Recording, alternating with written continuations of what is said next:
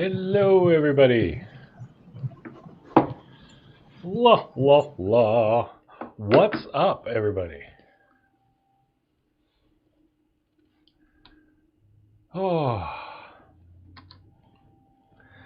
honey's having technical difficulties, but she'll be on soon.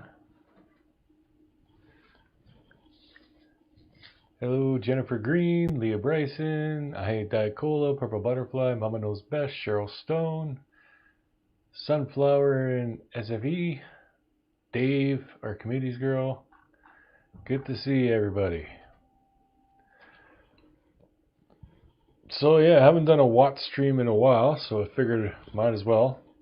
Hey Dorothy, what's up Harmarsh? Better? Yeah, it's better.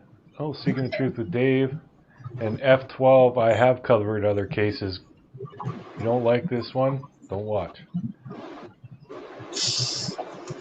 Already?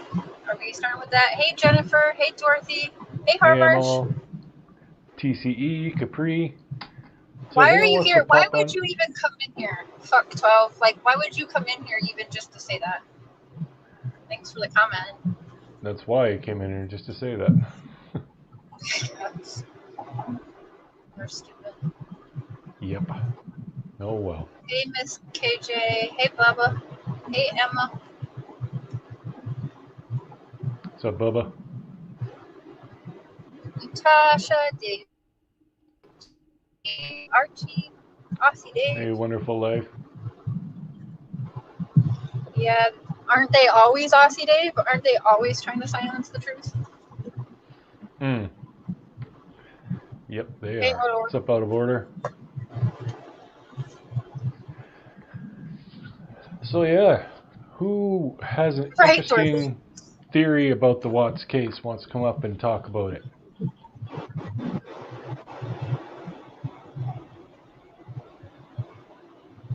Yeah, it's true, Dorothy. I mean, why bother? It's not like this was clickbait. But, haters gonna hate.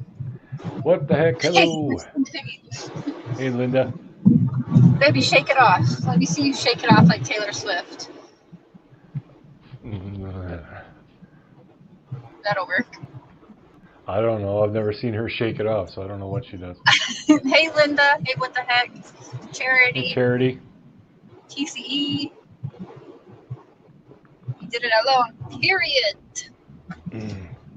TCE. I'm getting back around to that way again. Yeah, I'm with you, TC. That's pretty much my thinking is it was him. But there is some weird stuff. Yes. I can't get my head around what the hell was going on with that letter. Hey, Foxy Lady. Foxy. Hello. Miss KJ. Are you Miss KJ? Yeah, Is that a new name? I feel like I haven't seen that name on here before. So welcome if you're new around here.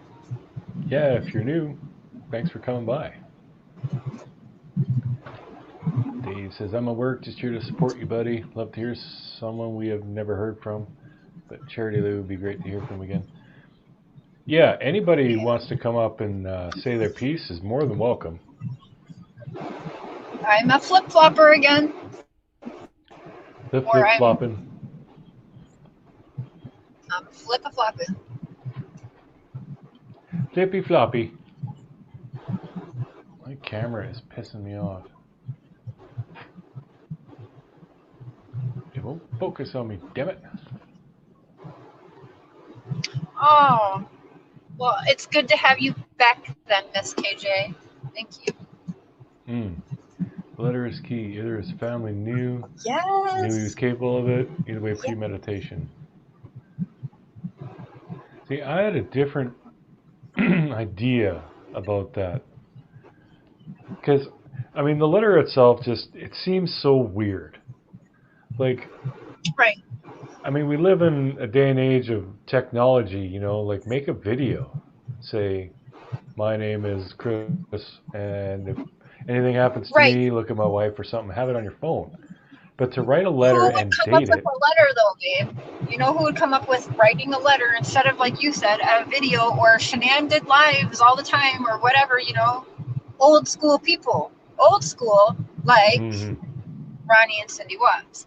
Some of that writing is for sure Chris's writing, but some of it looks scribbled on after, which, yeah, Yeah, I some don't people know. said the But date anyway, is looked way too big. But the I weird have a thing, screenshot. the weird thing is, like, I don't know, maybe it's possible that Chris wrote that letter at home after or before he did it, or after he did it, or after it all went down anyway, and then gave it to his dad.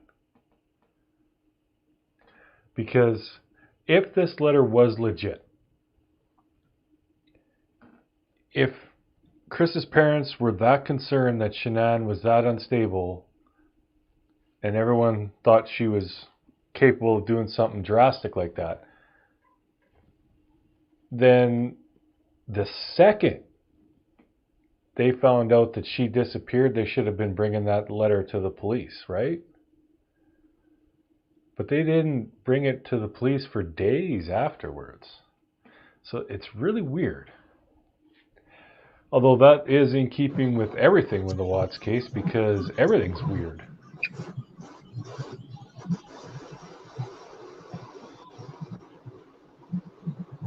I don't know, Emma. I mean, I don't know. Maybe she's telling the truth. Did she destroy a relationship? Because there is proof where Shanann did know. I fully believe Shanann knew Chris was a cheater. I think that's why she was watching the credit card. Hmm. Yeah, good point about she was watching the credit cards and everything, trying to catch him. She probably had her suspicions. Maybe she didn't know or didn't know who. But yeah, definitely something going on. Either way, yeah, to destroy a marriage in 6 weeks, like she must have been something else in the sack or something. I don't know.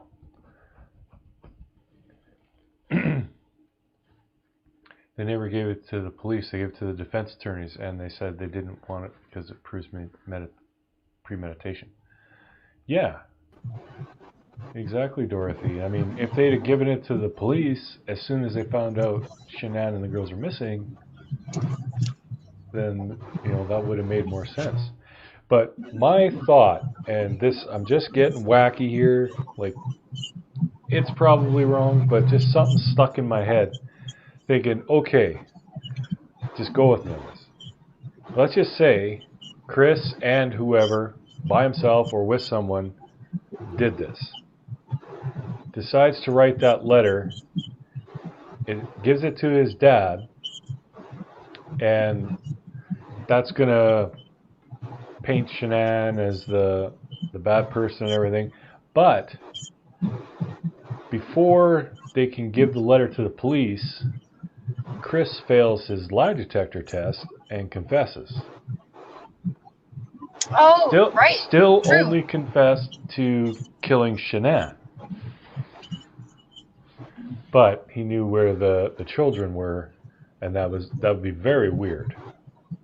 I mean, if my wife killed my children and I killed my wife, I would call the police right then. I wouldn't hide the bodies. But that's a whole other thing. But maybe, I don't know. Do I sound nuts? But it kind of seemed like No. he was planning on doing this, thinking he'd get away with it, and then he failed the lie detector test, and he had to think on his feet, which he doesn't do well. And there you have it. Fuck that. Well, I We're not believe. going there. Holy I'm shit. not doing that. I believe that, wow. I just think if the letter existed by the 15th of August, Ronnie would have mentioned it at the police station. Yeah, that's what I'm saying. Ronnie and Cindy knew about that letter for sure. You can't tell me they didn't. Ronnie knew. Ronnie does not speak nicely. only talks shit about Shanann. Like, I'm sorry, but I've been on an hour-long phone call with this man, and all he did was talk mad shit about Shanann. But he also was trying to pin NK in it. Roddy was. Like, straight up, he was trying to make us believe that she was into herbs and stuff and was poisoning Chris, and he didn't like NK either.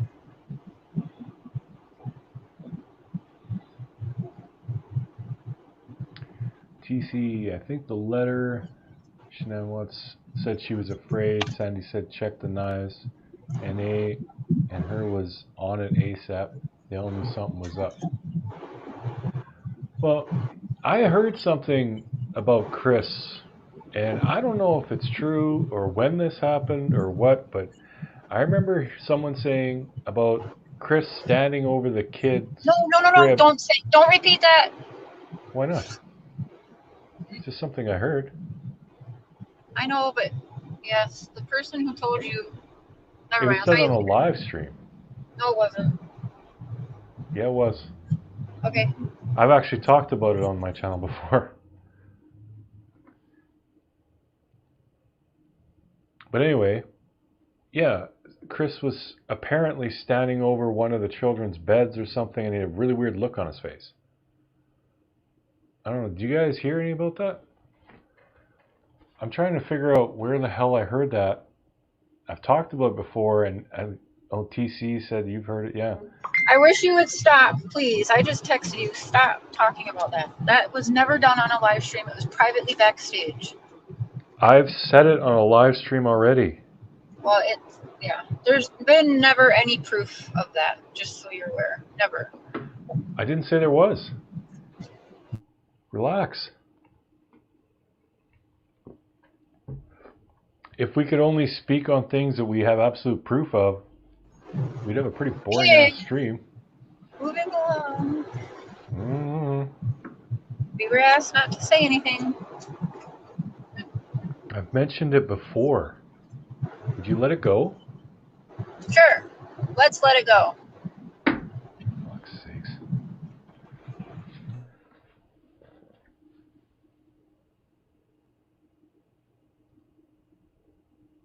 Discipline, I never heard that.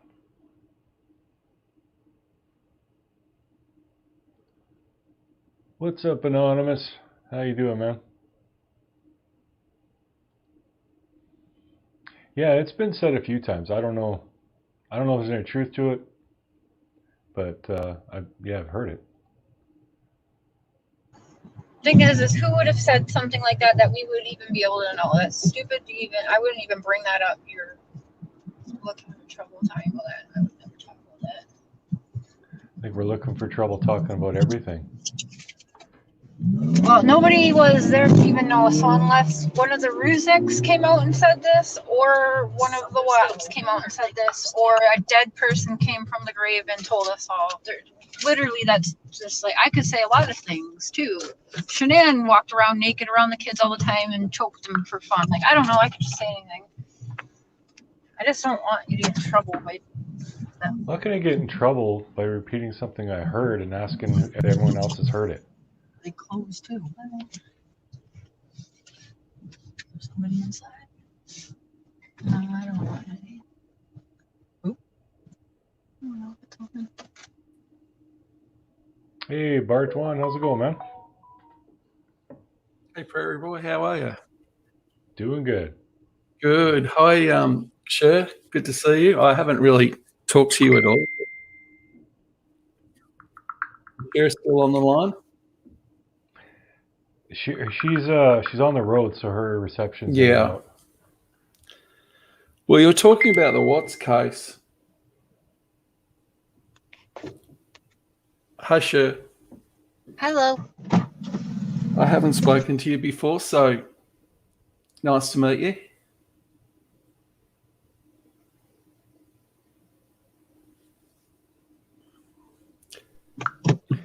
So have you got any interesting thoughts about this Bartwan?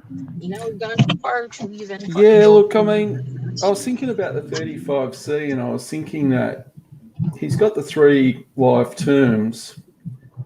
So he's got unlimited time, but I think he's holding off till, unfortunately, his parents pass, so that the assets move to Jamie, and therefore he can get a public defender.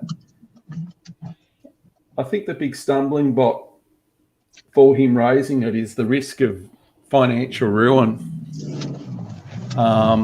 because they did put down 200,000 retainer, but that was just a retainer, and we know how expensive lawyers are. I do anyway. Yeah. I've had enough dealings with them to know that. Just on basic things regarding business. I mean, geez, I did a sale of a business without them and saved myself 10K. So I certainly wasn't going to waste money again on that. Yeah, no doubt. The thing is people putting their retainer down, like, is everyone forgetting that Chris is an adult man? It has to be Chris that files it, not his mom or sister or anyone. Chris is the type of person and personality that's fine in prison. I think he likes being in prison. He's still controlled, but he's not, you know what I'm saying? Like, he's still, I don't know. I think he's never going to file a 35C. Never. I wouldn't say, happy where he's at. Oh, I think he does love prison. I think he does love it. I think he likes the discipline of it. He's that personality. He likes to just do his own thing. He's not getting harassed or harangued. He likes structure. He likes orderly behaviour. He is relatively like protected. Military in a way, right? Absolutely. I think actually, Chris, if he had a bit more emotional intelligence, would have made your perfect soldier in World War II. Yeah, could be. Hey, Tammy Ayo. Ayo! In fact, going back in his genealogy, I think, another channel, a subscriber did a family tree on Chris. And apparently there was a pretty high incidence of guys that, that were related to him, the men, who committed suicide by gunshot. I think it was 4, Prairie Boy and Sure, or Prairie Boy. That's a lot. And the other one was he was an alcoholic and abusive, and his wife, more than likely, well, she got off, but she shot him in self-defense. And that's pretty remarkable going back in time when really that self-defense thing was probably not as strong as it is now.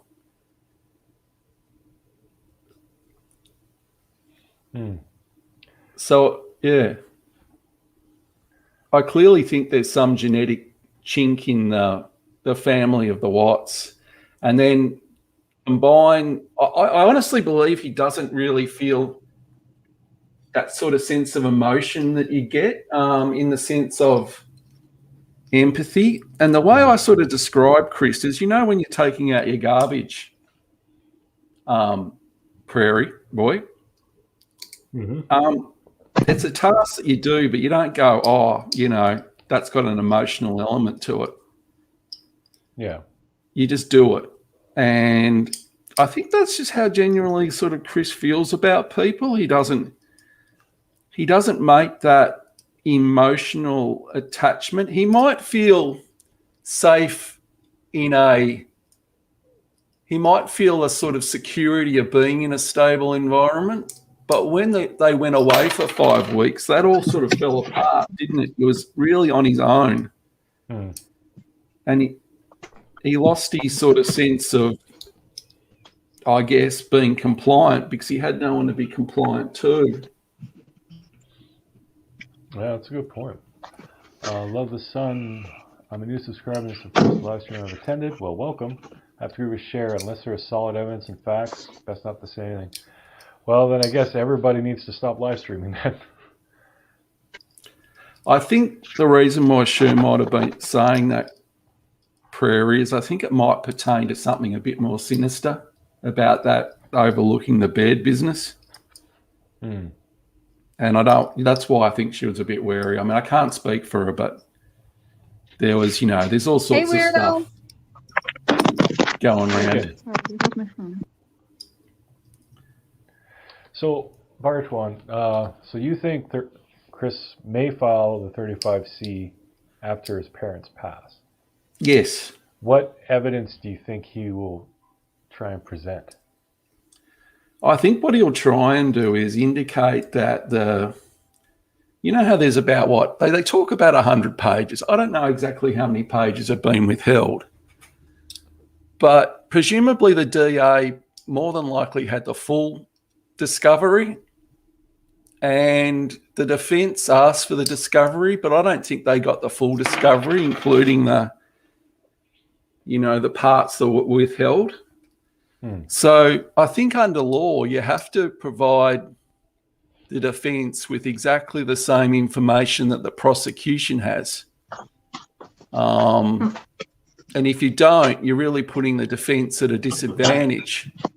And therefore, that's one avenue I think that he could explore. The other is he could still create a bit of disturbance by flipping on potentially. Now, people go, don't blame X, don't blame Y, just because you're raising the prospect. But let's just hypothetically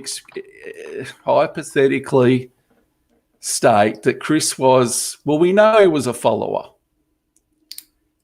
And when you go for a job interview, Prairie and Cher, Cher's offline, but Prairie, when you go for a job interview, how many times do you get the question, tell me about a time, Prairie Boy, when you dealt with a difficult customer?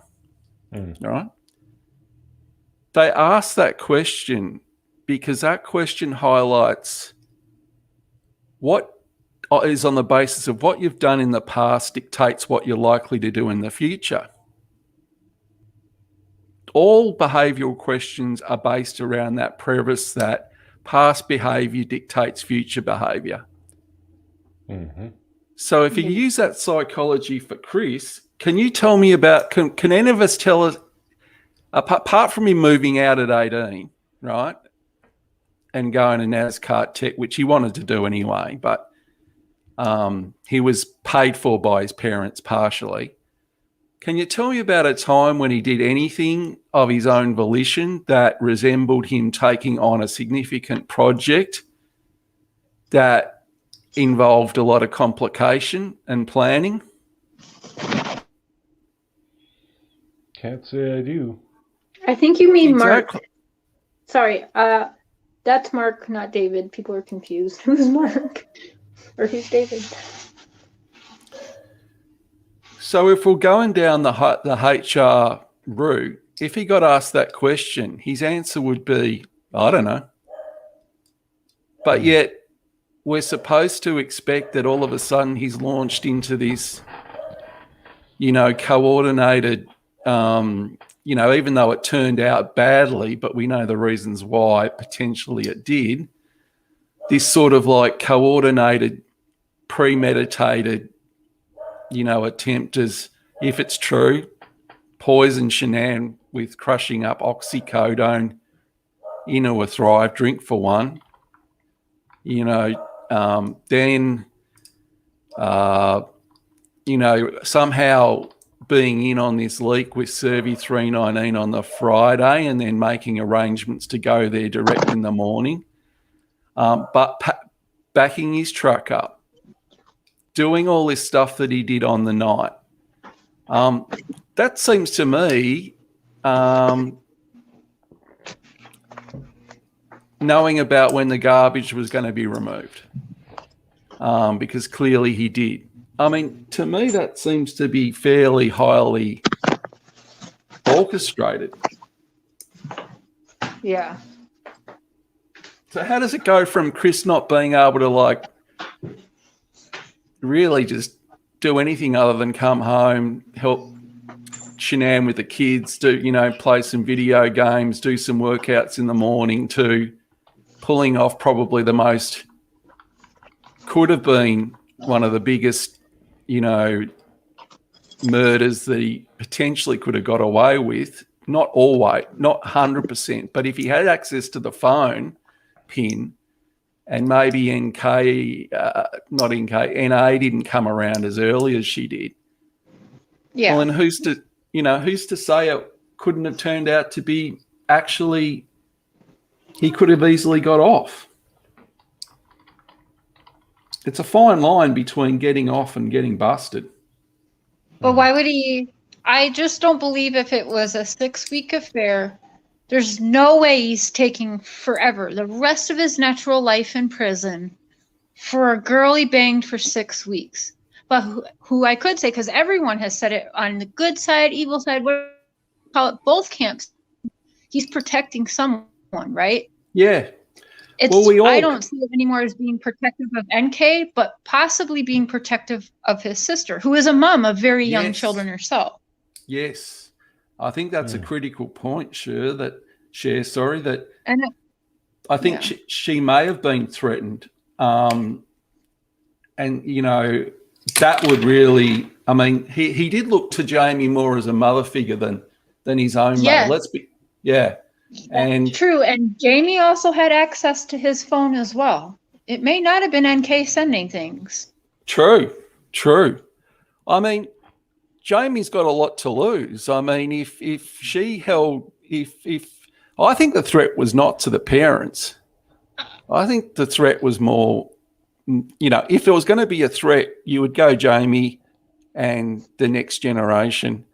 Jamie hated Shanann and everything and had a lot of love for her brother. And watching their call, like on the phone and everything in jail, Jamie seems very, I can't explain it, like obviously shaken up, but it's just different vibe. She's also gone around and told people, I've seen it, she has told people that she is the one who had the oxys. You can't deny that shit. Well, Jamie said that. Yeah, she was a respiratory nurse, right? Now, we can't make allegations, because we don't know, but she's a respiratory nurse. So there's medications that suppress respiration. And has Jamie ever been in trouble before for taking clients' medication? I didn't know that. And look, it's tempting. You've got access to all sorts of medication. Presumably you could be dealing with end of life. Yeah. Scenarios where they're on, good God, oxy, fentanyl. I'm not suggesting that she's been doing it. I just want to make it really clear, we don't know. But to get to that position, you've got to know all medications, all complications, the whole gamut. Now, oxy's not like cutting edge. It's been around for eons. Yeah, but if it's, I believe, what was it, 80 milligrams or something like that? I believe 80 milligrams. Now, I don't know how we could possibly know the milligrams because there wasn't toxology done to even know how much was in the system, if any, or whatever, right? Or there was none. I don't even know if it was even. Yeah, well, what happened was it was the first day that Chris arrived. So it would have been metabolized out of her liver by the time that she got home.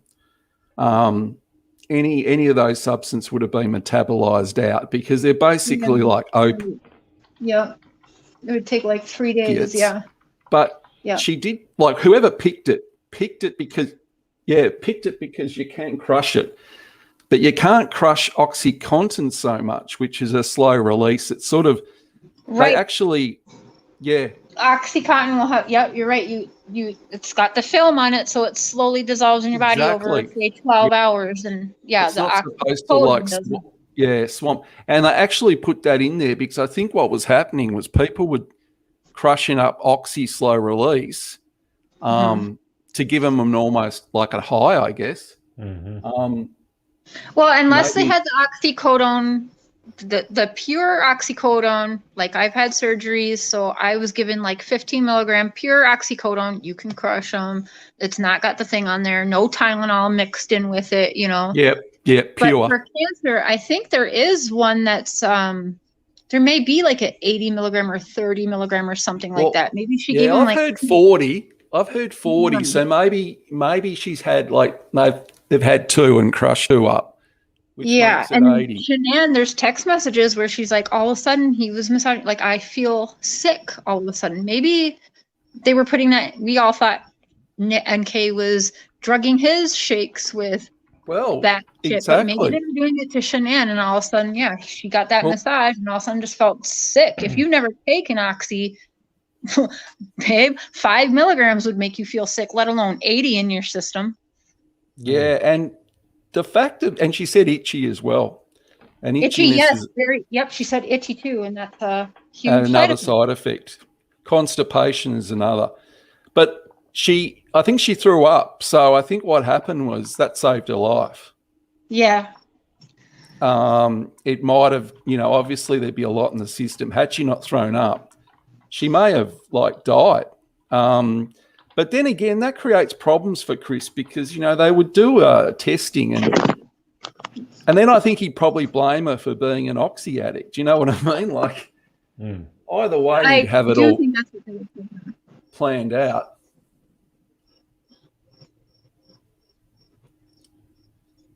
Yeah, I'm just very curious about this. She wasn't supposed to be there. If not NK, then maybe it was Jamie. Jamie wasn't around for a lot of it, right? She didn't go to was Jamie at the courts? If I'm not mistaken, no, Jamie was Jamie didn't go to the court. Nowhere near anything. Jamie didn't go to the court. Not when they did the sentence, and Ronnie and Cindy got up, and then they had that, that sort of, I don't know, advisor, I guess you could call it. And I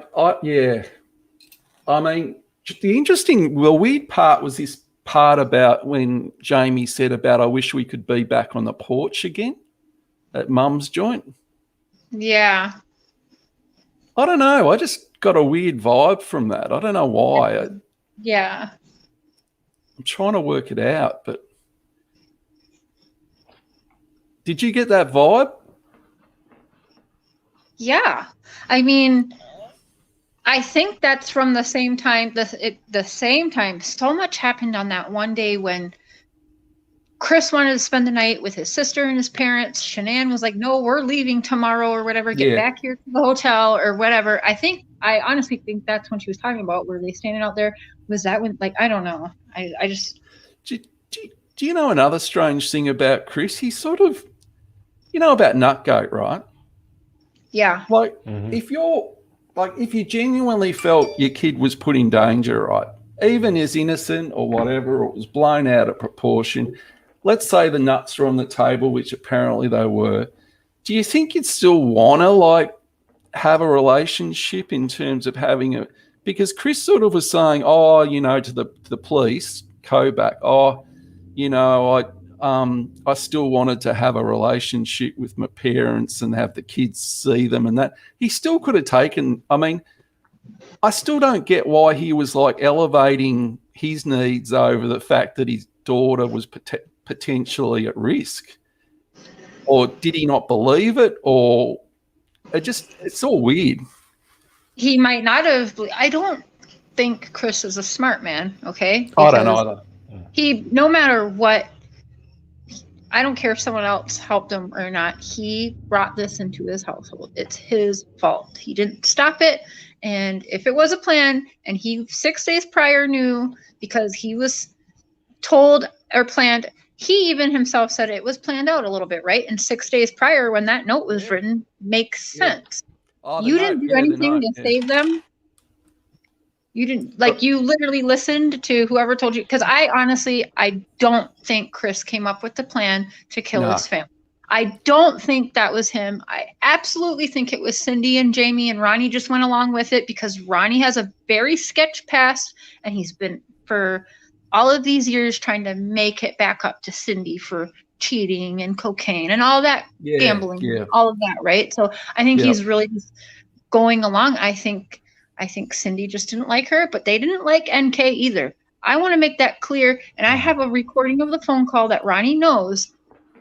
Ronnie told me I couldn't play that part of the recording, to be honest. Yeah. But he in the hour-long phone call, it was sick to hear how he talked about Shanann, but he also talked shit about NK. So it wasn't like he was favoring NK over Shanann. He didn't like either one of them, and he definitely was trying to make me believe that NK was guilty of poisoning Chris and all that. So, but the things he was saying about Shanann was still very angry things to say and talk about. It really was.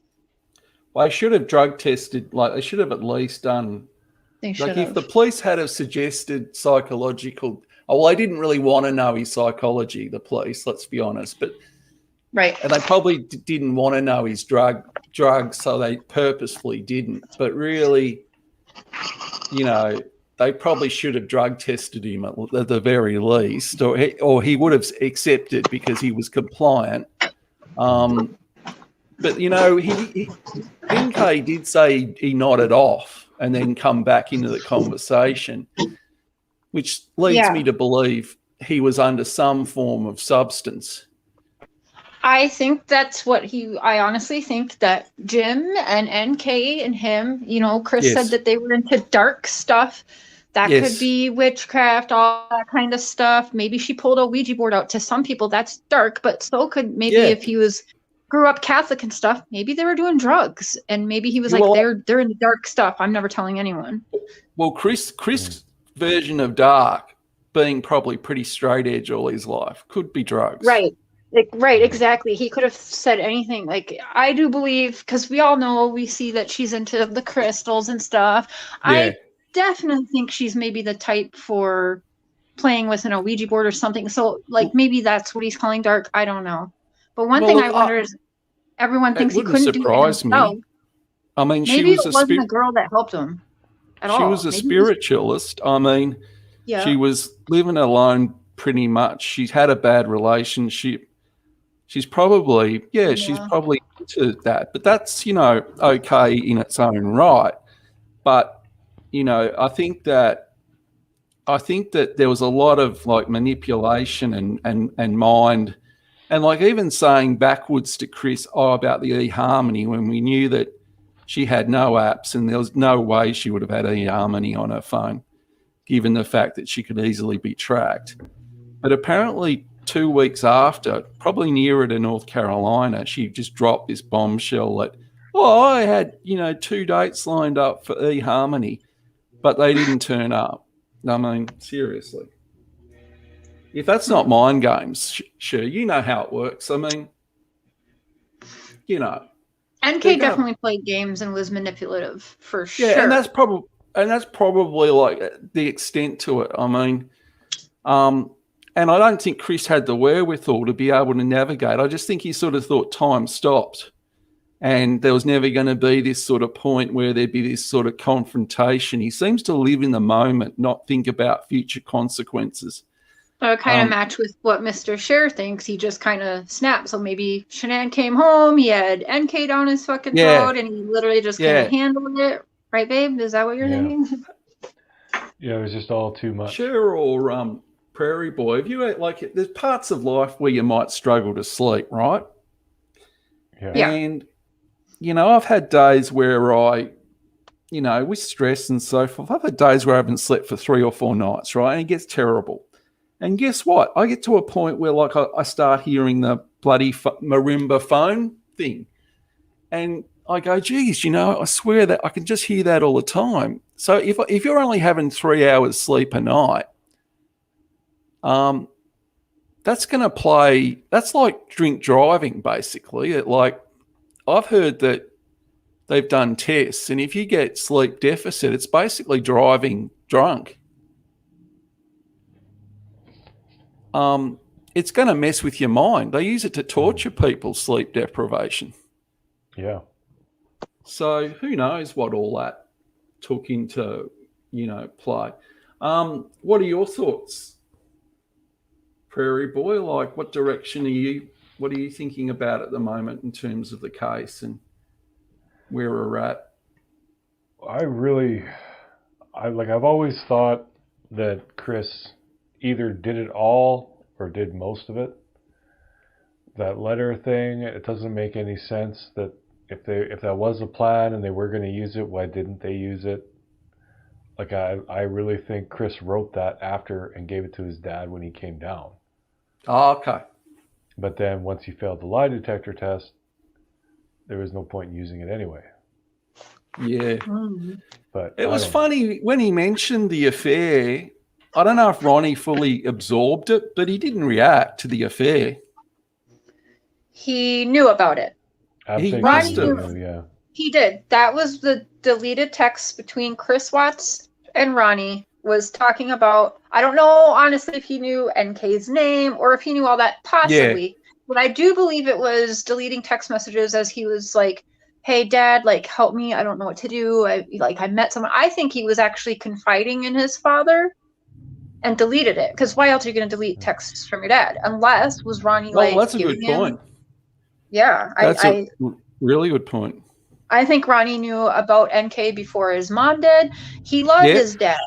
I believe that's what the deleted texts were. I've always believed that it was talking about NK, and that's why those ones are deleted. Well, yeah, like Ronnie literally did not bat an eyelid when Chris said they know about the affair. You know, Yeah. like, Mm-hmm. I mean, if it was me, it'd be like, and I never knew there was an affair going on. I'd be like, what are you talking about? Affair?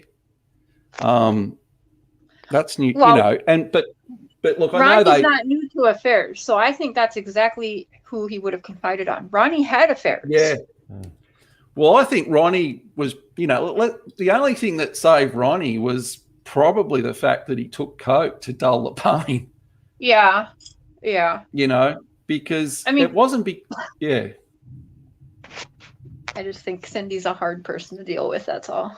Oh, yeah. Yeah, I mean, that's a given, isn't it? I mean, the way she carried a grudge, and I think like it wasn't Chris leaving that made him turn to coke. He was probably on coke before that, but that was an excuse. Like, the reason why Ronnie probably took coke when Chris left was because he was the brunt of all the drama.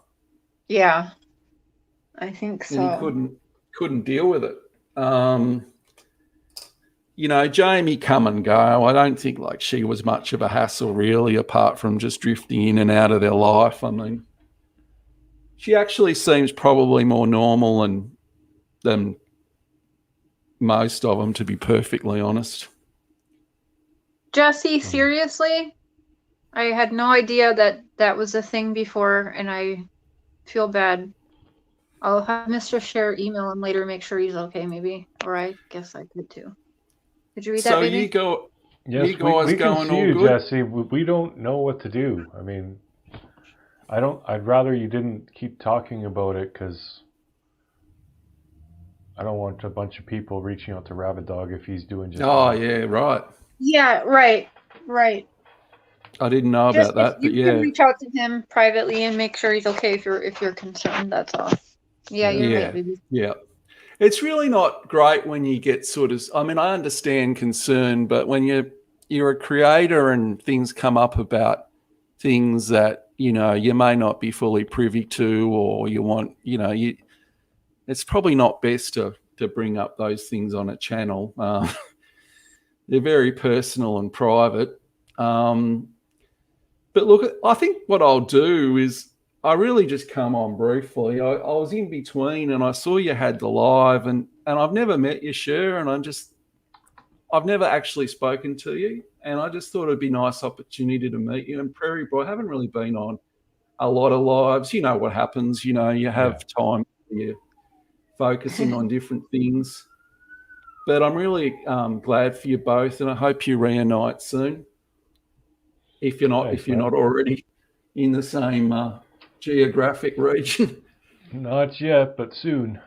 Well, that'll be awesome, because you make a wonderful couple, and it's always refreshing, and you get along exceptionally well. And stay safe, Cher, and I know Mr. Sher's got your back. And I'll head off now so others can come in if they want to chat. But I just wanted to really just say hi and just say keep up the great work. And you know, it's just one of those things. Day by day, I guess we there's always something coming up, isn't there? But there's other cases. But Barton, really quick before you go. yeah, Your beliefs on whether he did it, I maybe missed this part, but do you think he did it all alone or had somebody help? Like not just with planning, but like Jeez. with bodies. It's a really tough question. I'm a bit like Prairie. I sort of feel like he did, but I don't know. I've got this sort of feeling that 111-minute phone call was some sort of orchestrated call. And I think the stakes were really high at that point because I think that NK was very, like, she's a clever girl, like, let's be honest. And she realised as soon as Shanann come on the scene, Shanann would get her hooks into Chris and that'd be it. And I think for her, she was really deeply committed, more so than she ever made on. So at some point, she wanted to make sure Chris wasn't, gonna, weasel out, because I think she knew Chris was you know what I mean? He was a pretty benign sort of character, or pretty easily manipulated. And you know what, Shanann would have put up if Chris had said, "Yeah, I had an affair."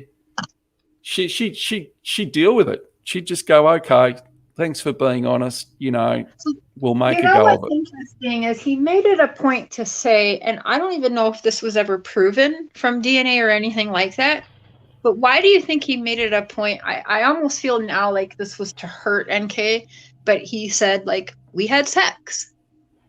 Would you want NK to know that? Like, did you have to say that? Because I don't think anyone even checked her, did anything like that. But I mean, well, that's a really good point. I mean, I think she probably knew he didn't. That's the thing. I think he had sex, but it was with maybe NK, to be perfectly honest.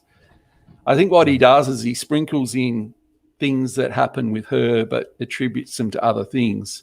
But what if they were to look and be like, okay, well, then we should find that, right? So, and if she was gone for however long, it shouldn't have been there. So it would have been from that night. If they did a vaginal swab, right? Like they would do. Yeah, but apparently the expulsion of the fetus would have removed all that. Apparently, that's the alternate view. True.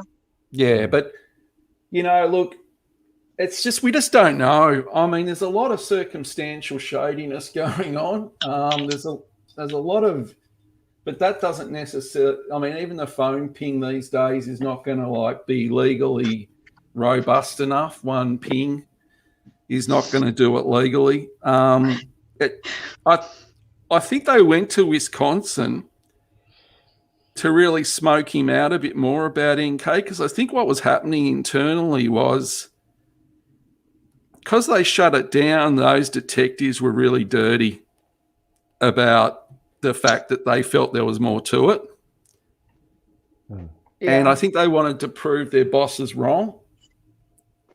And he didn't play ball. And then they sort of probably got egg on their face. And then they were going to be the scapegoats, especially Boomhauer.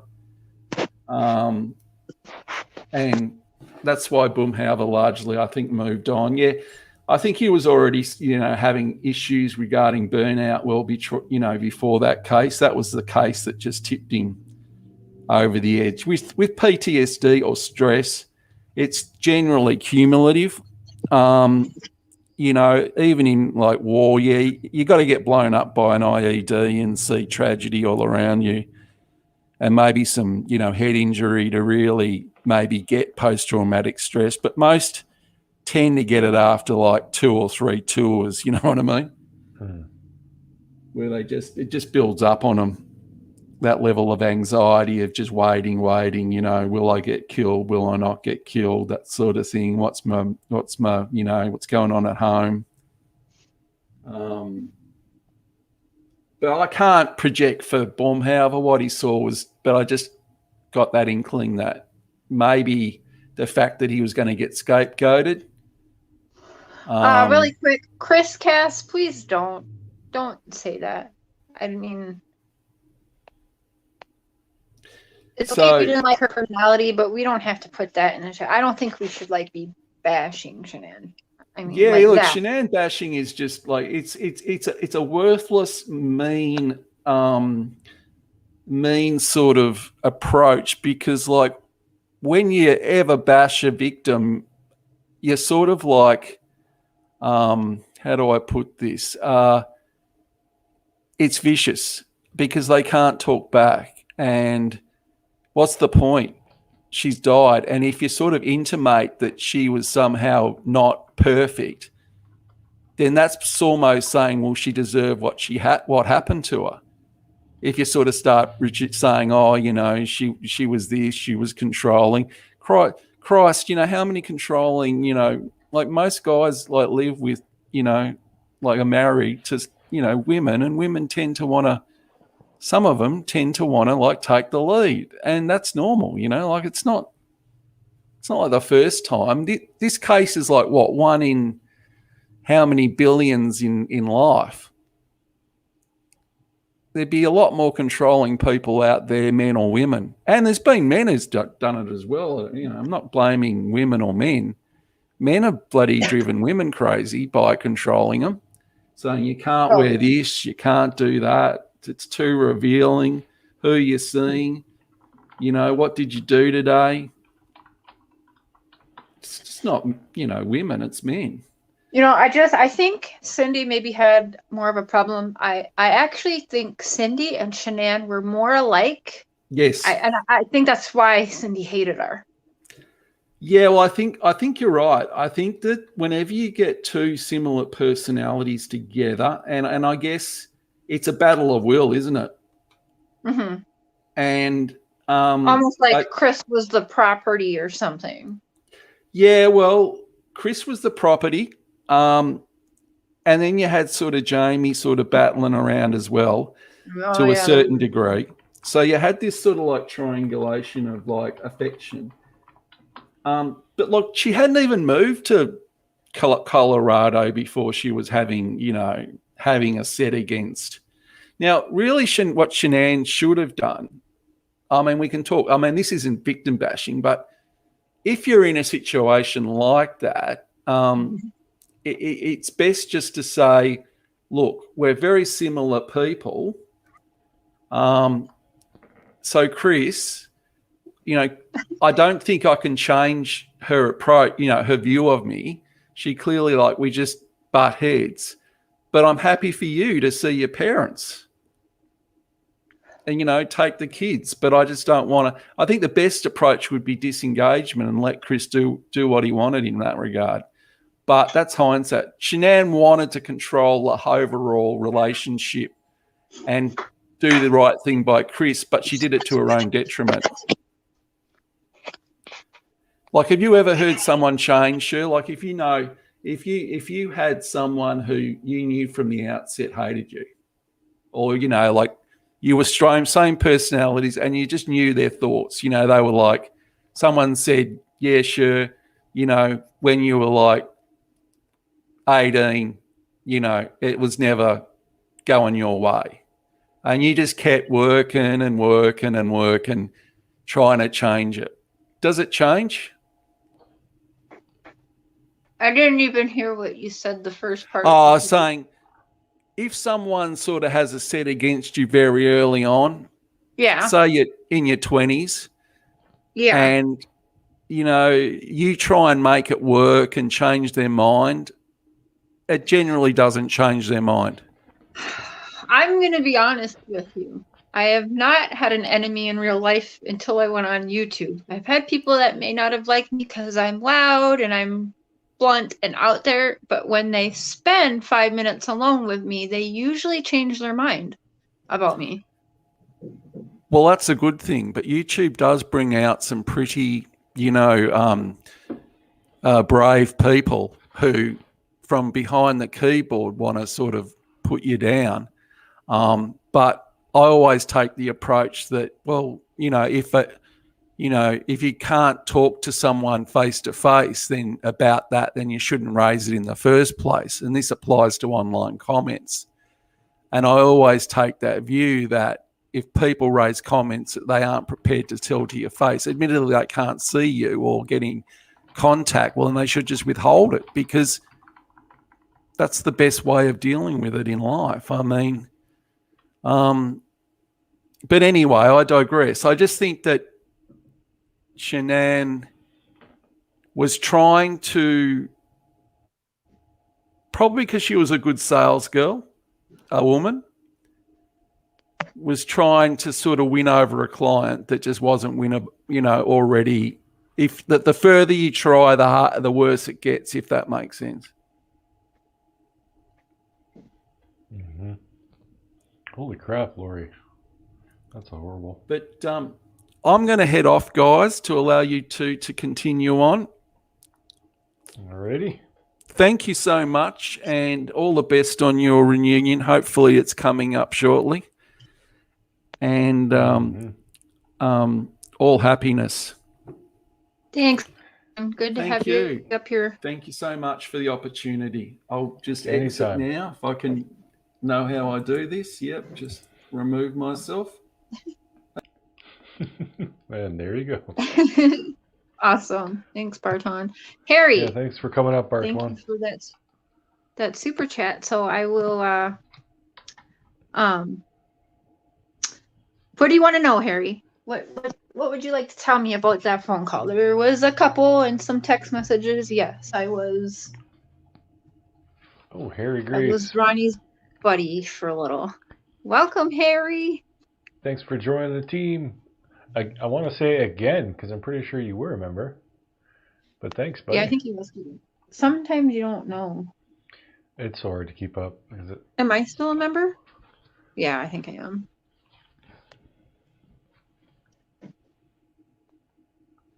Oh, Megan. Yeah, absolutely. I tell you every time, you are welcome. Yeah. Why do you have to ask? Everyone loves you. Yeah. Gosh, she's such a sweetheart. She really is.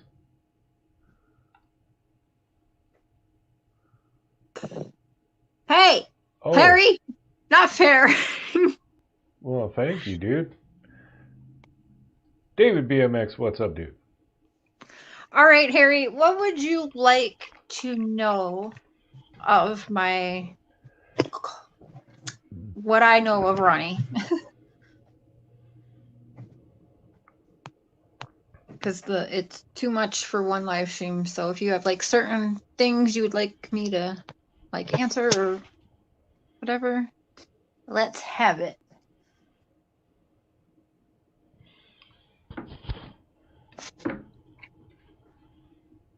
I know who they hate. I know. Oh, never mind. I won't say it.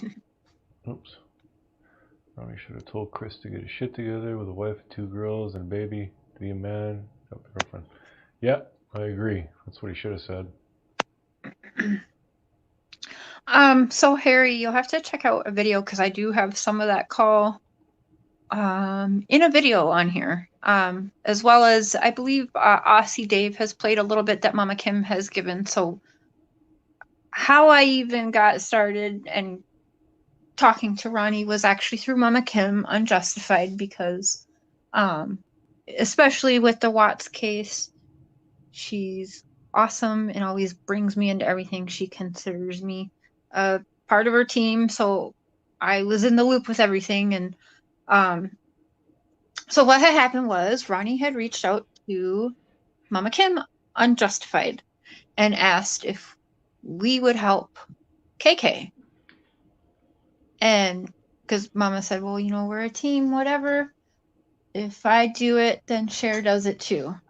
And so I got brought into it. And Mama and I were talking, and we were like, it just wasn't a right fit because we did not agree with what KK was doing, the people she was working with. We couldn't do it. We told Ronnie no. Like Mama Kim was happy to help, but you know, she would have to do it. She doesn't need to be anyone's sidekick, you know what I mean? So no. So Mama Kim said, no, we can't. We just can't, because it just wouldn't make no sense. And you know, and if it was anyone else, people would have jumped on that, and they have, you know, even though shit didn't look right or make sense. Other people, so then they kept going around. They really make their way around to the creators, and so anyway, there was a conversation with me and Mama Kim and Ronnie, and yeah, he had nothing nice to say at all about Shanann. There is some parts of that call that we promised we wouldn't say, and so I will not, because I keep my word. But he Honey, did not. I gotta stop you just for a second. Beach chick, I am so sorry for your loss. That's horrible. Oh no, Beach Chick Luna, I'm sorry. Oh, it's Hmm. terrible.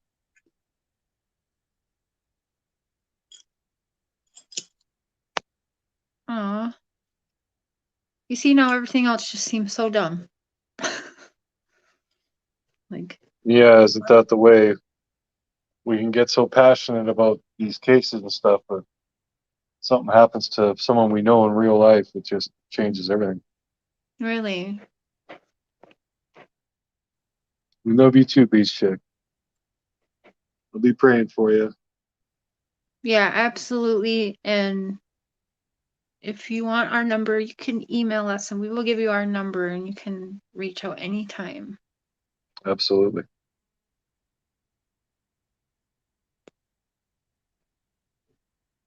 He had a cardiac arrest. We suspect overdose, but I loved him. I am so sorry. Wow. Yeah, that's terrible.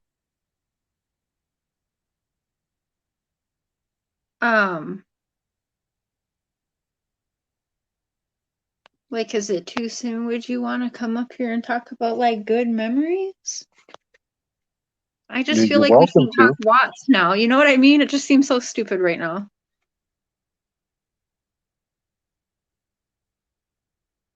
Yeah. Well, you're welcome to if you want, but no pressure at all. Right, of course. If I would say you're really nice, so I just feel like your brother was also really nice. I wish I knew him better to say some nice words right now, but Yeah. okay, Beach Luna. But we Yeah, love you. absolutely. Well, they suspect overdose. I mean, I know the sting of losing someone to addiction Hmm. definitely hurts. Hey, Tam Tam. Hey, Tam Tam. Hey, Missy Q. Um, he had an illness, yeah. Um, hmm.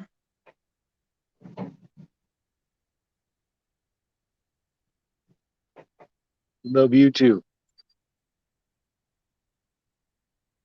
Do you want us to keep talking about Watts? Wait, no, babe. Like, I don't know, could you uh oh, I think like maybe you should like Maybe I sing should a tell my joke. story. Oh yeah, you could tell your story too, yeah. She might need to hear that right now and relate, yes. Okay. So before I started YouTube many moons ago, I was engaged to a girl, and she was anorexic, and she also abused alcohol. So by the time she and I started dating, she was already having liver problems and other health issues and things like that. So I spent a lot of my days trying to help her, like trying to encourage her to quit drinking, encourage her to eat without being pushy. And yeah, I don't know. Like I always wonder if I could have done more to help her. But in the end, it was the dumbest thing. She slipped and fell on the stairs, and she got a bruise on her leg. But by that time, her body lost the ability to clot, so she just kept bleeding and bleeding and bleeding. So she went to the hospital, and then she went into a coma. They couldn't wake her up, so they rushed her to ICU, and then she was awake, and it seemed like she was getting better, but then her liver completely shut down. And it was maybe a week after that that I was holding her while she took her last breath. So yeah, I definitely understand the sting of losing someone to addiction. You always takes a long time to get past that second guessing yourself. Could I have done more? Could I have done better? Could I have changed anything? And in reality, no, there was nothing more I could have done short of locking her in a room. But I mean, it's just not going to happen.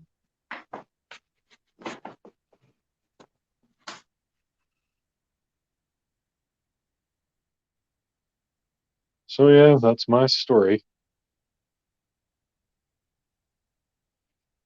Hmm.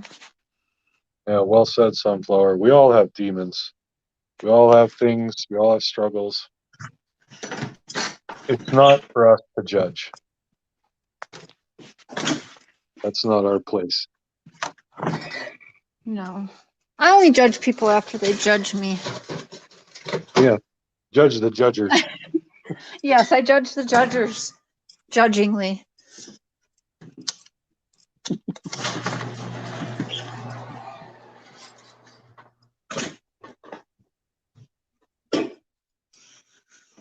Oh, it's cold in here.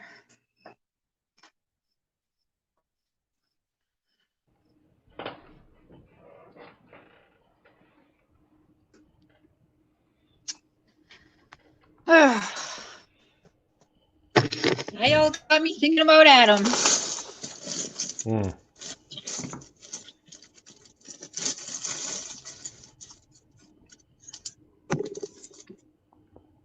Oh, thank you all for your sorries. Hello, Karen56. Hey, Betty Burt. Hey, Karen. Hey, Paula. Hey, Criminal. Hey, Lori. Oh, Hey, Linda. honey, you see that? Adam was her brother's name. No.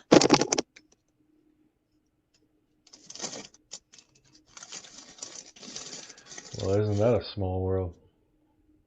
Really, I mean, it is a common name, but I lost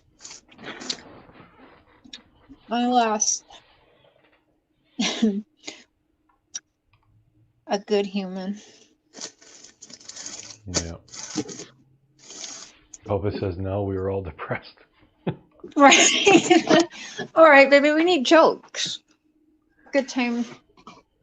Oh, Some jokes. David BMX says, when are you guys getting married? We're shooting for 2/22/22, February 22nd next year.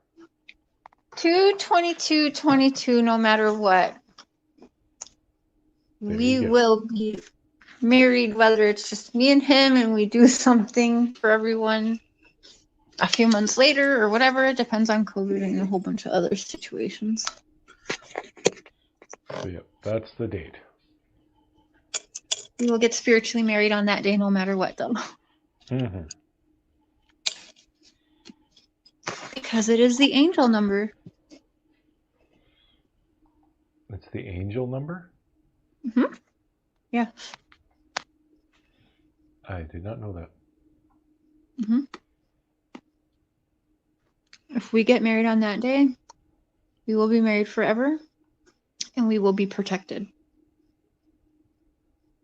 Works for me. Mm-hmm. Bubba's asking, when is the move? And like this weekend? Holy shit. Yeah, it's coming fast. Yeah, she's going to come up this weekend, but I can't take 2 weeks off work again, so we have to social distance. So she'll have her bathroom, I have mine. We gotta constantly wipe down shared surfaces and wear masks. And Wait. I heard that wrong. You cut out and it said you're gonna wipe down shared surfaces. shared surfaces. Oh, I choked Careful. on a pistachio. Don't choke. Pistachio. Yeah, Tammy, every time you cross the border into Canada, you have to quarantine for 2 weeks. Mm-hmm. If I were to drive to the border, turn around and come back, I'd have to quarantine for 2 weeks. Mm. Like if I cross that border and come back, even instantly, it's still 2 weeks. Canada is just ridiculous. They need Oh, to, hibbity dibbity for 2 weeks. it'd be no hibbity dibbity for 3 weeks 3 Basically. weeks from now. from now. 3 weeks, but no hibbity. We can social distance hibbity dibbity. I don't know how. Like what we do now. But We can be 6 feet apart and still I can hibbing my own digits.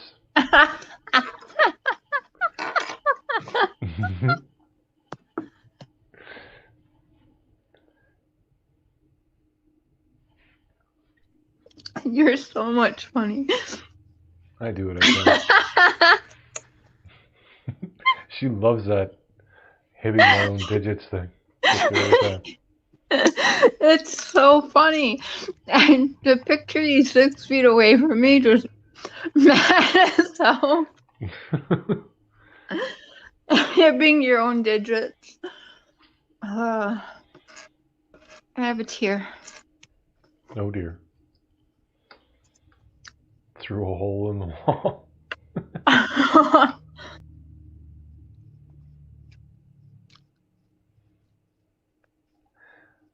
That's Cher can play her guitar. That's an interesting way to describe it.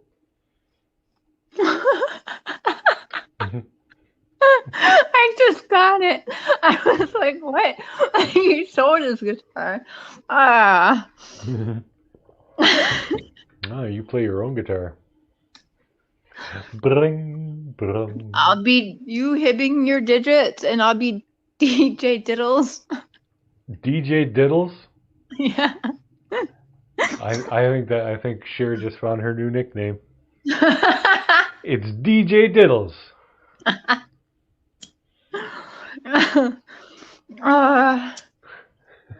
Waka waka. Betty Burt. Must be sick of dating Mary Palm. Yes, I am.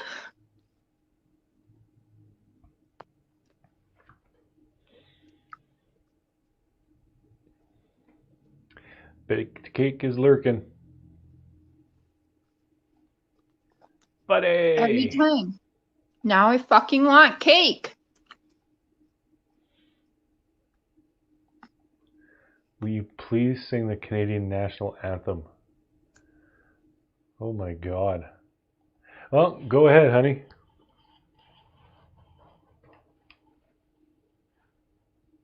Silence. Who do you want to sing it, Harry? Me or Cher?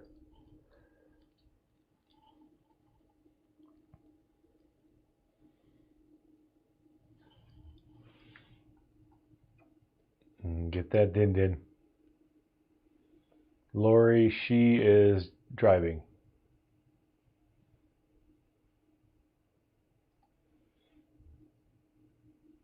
Oh, Harry Grace want me to sing it. Oh my god. I don't know the official version because I refuse to speak French in it. It's been Oh, I'm not even I sure didn't know I it had remember it. some. It's been so long I don't since know I've it even either. heard it. Is it illegal to play it? Or can you get Shouldn't play be. or recorded or whatever for it? I have no idea. I'll sing it actually- for you, Harry, just because you're such a good supporter and everything. Right. And yeah, if you you guys don't want to listen to my butchering, I'll be done in a couple of minutes. Okay. Oh, Canada, our home and native land, true patriot love in all thy sons command. With glowing hearts we see thee rise, thou art true north, strong and free. From far and wide, O Canada, we stand on guard for thee. God keep our land glorious and free. O Canada, we stand on guard for thee. O Canada, we stand on guard for thee. Okay, great job. Okay. But Tammy Ayo has me dying because she said, "Okay, She's stop." like, okay, stop.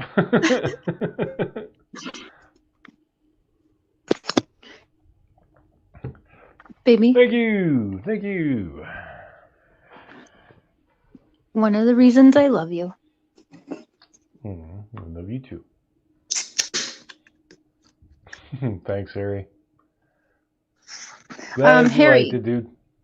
I went back to look at my videos, and if you go back, you're gonna see it's 4 different videos, and they're all 4 will say Ronnie Speaks, and they're you'll hear Ronnie speak about Sherilyn Cadle, Ronnie speak about Shanann, Ronnie speak about NK. It's all in there, just the parts that we promised Ronnie we would never repeat, which we have to stick with that. So everything else is there if you want to check it out, though.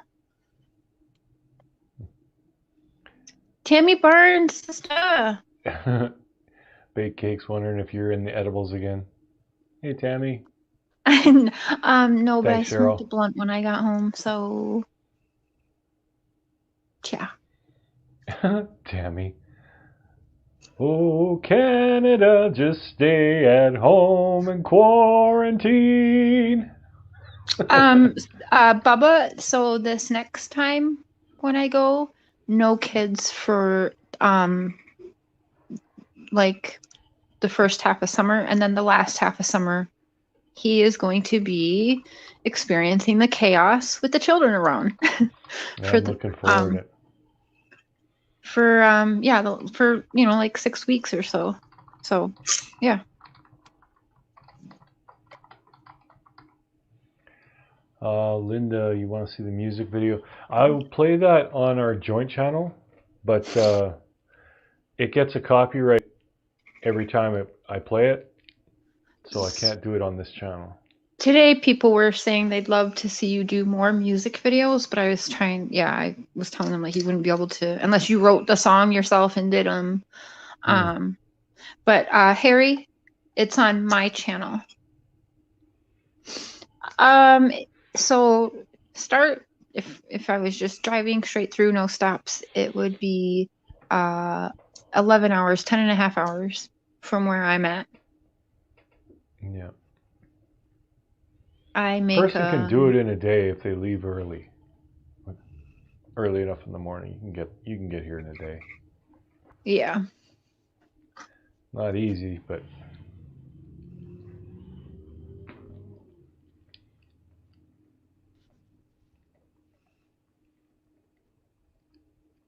I think it'd be more fun with you like on the bike, and then we go to the rest stops for a little bit and then keep going.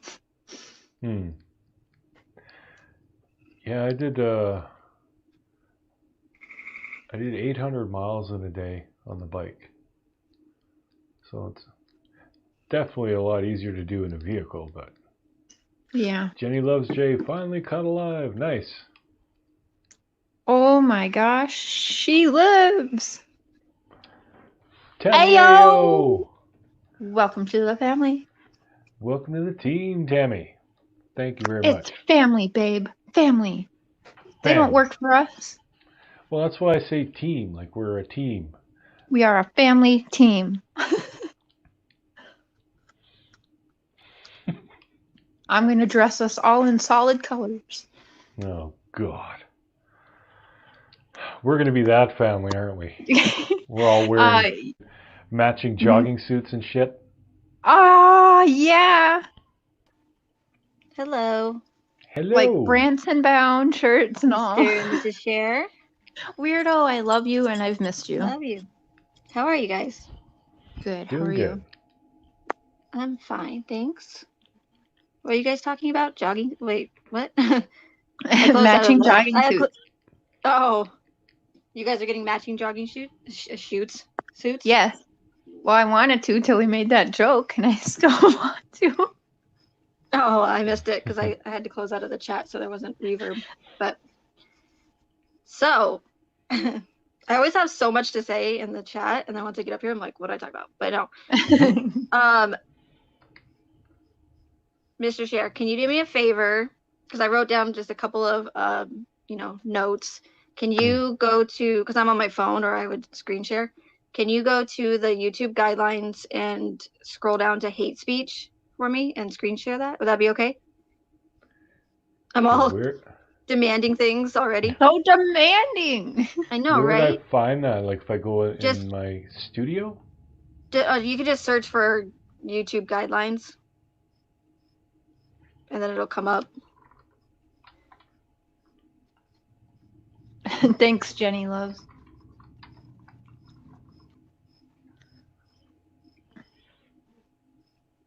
That's funny. I hate Diet Cola. It's so funny. I love. There's some clever names out there. Right? But I love Diet that. Baby Cola. got back problems. Cheryl No, that one's good Stone. too. I agree. Thanks for joining the family. Okay, so I'm on community guidelines. Betty Burt ate gummies. Awesome. They're on my channel, Betty Burt, and there's 4 of them. You got to go back sometime, and it's called. It'll say the title will start with Ronnie Speaks, and that will be the phone call. We recorded the phone call. Okay, so Megan, you want me to like screen share and read the? Well, you don't have to like read all of them, but I'm just gonna have you scroll down to. Well, I mean, no, yeah, you don't need to read all of them. Just to underneath hate speech. I'm here. I'm at hate Oh, speech. okay. So yeah, so scroll down. Let me see if I can make this. It's kind of tiny there. Okay, so I lost it.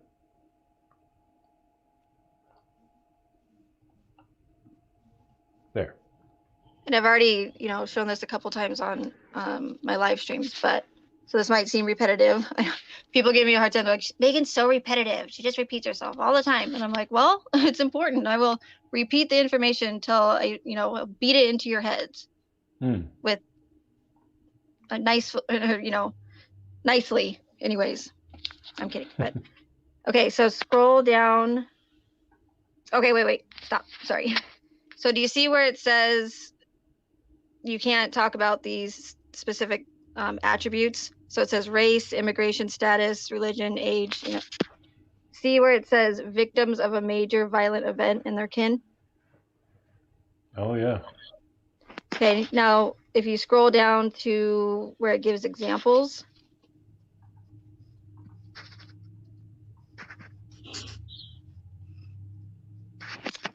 You'll see where it says all of the so-called victims of this violent event are actors. No one was hurt, and this is just a false flag. All of the so-called victims of this are actors. No one was hurt, which I don't really get those two examples because aren't they the same thing? They seem like the exact same thing. But so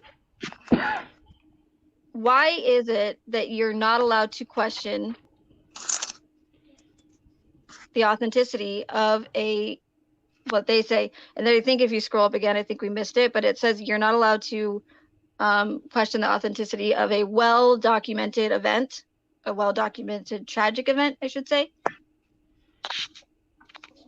Why is it that you're not allowed to question a tragic event, even though there's many red flags and holes in the official narrative.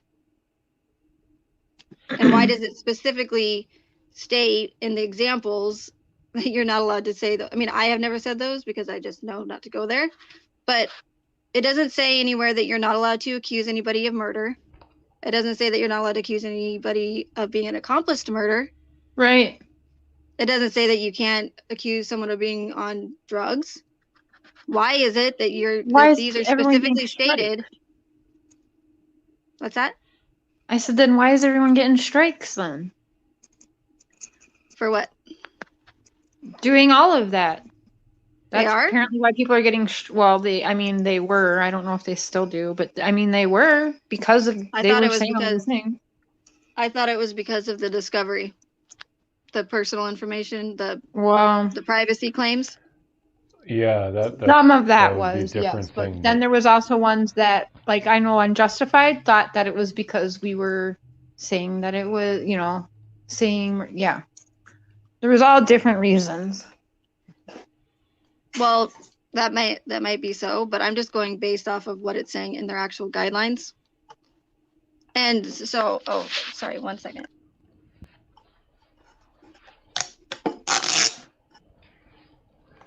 Pretty much, if you were to read everything that YouTube says that you can't say, they could pretty much delete your channel for anything. Yeah. No, yeah, yeah, if they can do whatever they want, they could take your channel down just for sneezing if they wanted to. Yeah, But just for fun. but the point is why is that specifically in their guidelines, like in not only once but twice used as an example? Hmm. Why are we That not is allowed to weird. question anything of being authentic? And especially, like I said, it's not like I'm, questioning these other cases or other events to where they add up and there's no, red flags or inconsistencies. I'm simply questioning the ones that do. So why is it that we're not allowed to do that? And why, it feels like if it's stated in their guidelines, there's probably like a good reason for it. Well, I remember a while back, what the hell's that guy's name? He's like a right-wing guy, but he really, like, he screams and yells and freaks out. Are you talking about Mark Dice? No. Oh, God, what the hell's his name? The guy who's talking about the frogs being gay. Alex Jones. For a while, he went on this tirade of saying that Sandy Hook, the whole thing was didn't happen, something like that. Alex Jones was it? Well, there's several people that have been saying that, but yeah, but he's a pretty prominent public figure, so for him to be saying that, it reached a lot of people. So I would guess that would be when YouTube decided to put that in their policies, and they probably really watch for it. But it is ridiculous. Like, it's one thing to say, I know that this didn't happen. It's another thing to say, this may not have actually happened.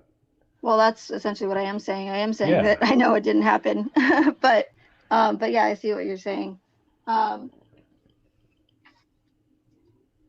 the thing is Alex Jones and anybody else should be allowed to have an opinion or opinions on something. Well, Because there that's is. what that says as far as being American goes. I don't know about Canada or anywhere else, but we have something called free speech, and it's That's a common why misconception. shouldn't Alex Jones or though. anybody else be able to? I'm sorry?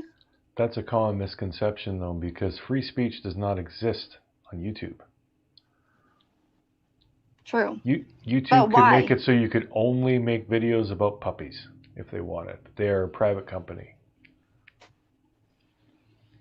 Yeah, but they're not silencing or trying to control anyone's free speech who talk about puppies. That's what I'm saying. No, but that was my point. Is like Oh, okay. freedom of speech does not exist on YouTube. That's an American privilege. That has nothing to do with YouTube.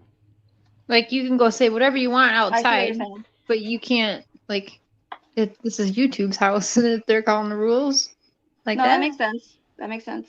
But That's what I'm saying is, if they're still It's going not out of right. their way to, if anyone's going out of their way to silence anybody, and there's a lot. I mean, there's a lot of horrible things that are said on this on this platform. So it seems like that they're, as far, you know, in my opinion, that they're pretty selective as far as it, you know, reprimanding anybody that goes against their guidelines. I don't know, but that's what it seems like. Okay, so moving on, my next point. Why do you? I'm gonna, even though it's your channel, I'm gonna ask you guys a question.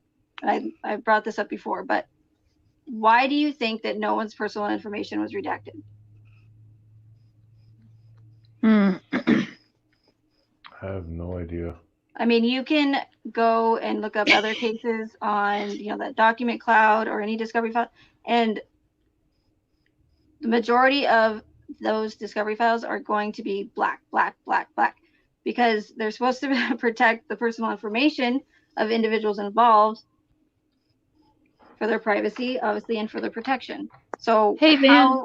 I mean, can you imagine all these people involved? They had their you know, names, addresses, phone numbers, nothing. I don't believe everything. I would be the first person to say don't believe anything you watch on TV. But if you go and you do watch some of those, like, crime channels, right, like Discovery ID, they have shows that have body cam footage on them, and not always will, you know, parties involved have their faces blurred out or their identity is protected, but 99% of the time they're blurred out. So why is it the Watts case is the only case, even on the documentaries, no one's faces were blurred out? Madison Atkinson is a juvenile. So was Nicholas Atkinson at the time. They should always be protected. So how is it that they are able to get away with that? Well, the Netflix thing, I'm guessing they got parents' permission, but I see what you're saying. I don't know. I would say maybe it's that whole Freedom of Information Act. If people inquire, they have the right to know everything, apparently. Well, then we have a right to know everything in this case and not only parts of it, then, if that's the case. Yeah. But like Christian Andreacchio, I got his case files, and yeah, names, phone numbers, none of that's redacted. I have their numbers. I have opinion on that, but I don't want to get into that case just yet, because Give I don't your know opinion. enough about it. But you are welcome to give your opinion on anything. What would happen if they did redact everyone's personal information and we didn't know who any of these people were? Well, sure wouldn't be that much to talk about. Exactly. What rabbit holes would we have to go down? What would we have to bury our heads in the discovery with? We would have nothing. We would have no way of finding out where Jimbo, where he went to school, where he grew up, where he, you know, or Nicole Kessinger, where she, you know, who's her family, Troy McCoy, you name it. We would have nothing to go off of. In my opinion, it's done that way for a reason. They want us to bury our heads in this discovery. And here we are over 2.5 years later, still trying to figure out what in the hell happened, still trying to figure out who's who might have been involved, who wasn't involved. You know, why did Troy McCoy go back for the wrench?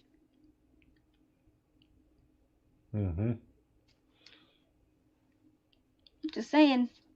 Yeah, very interesting.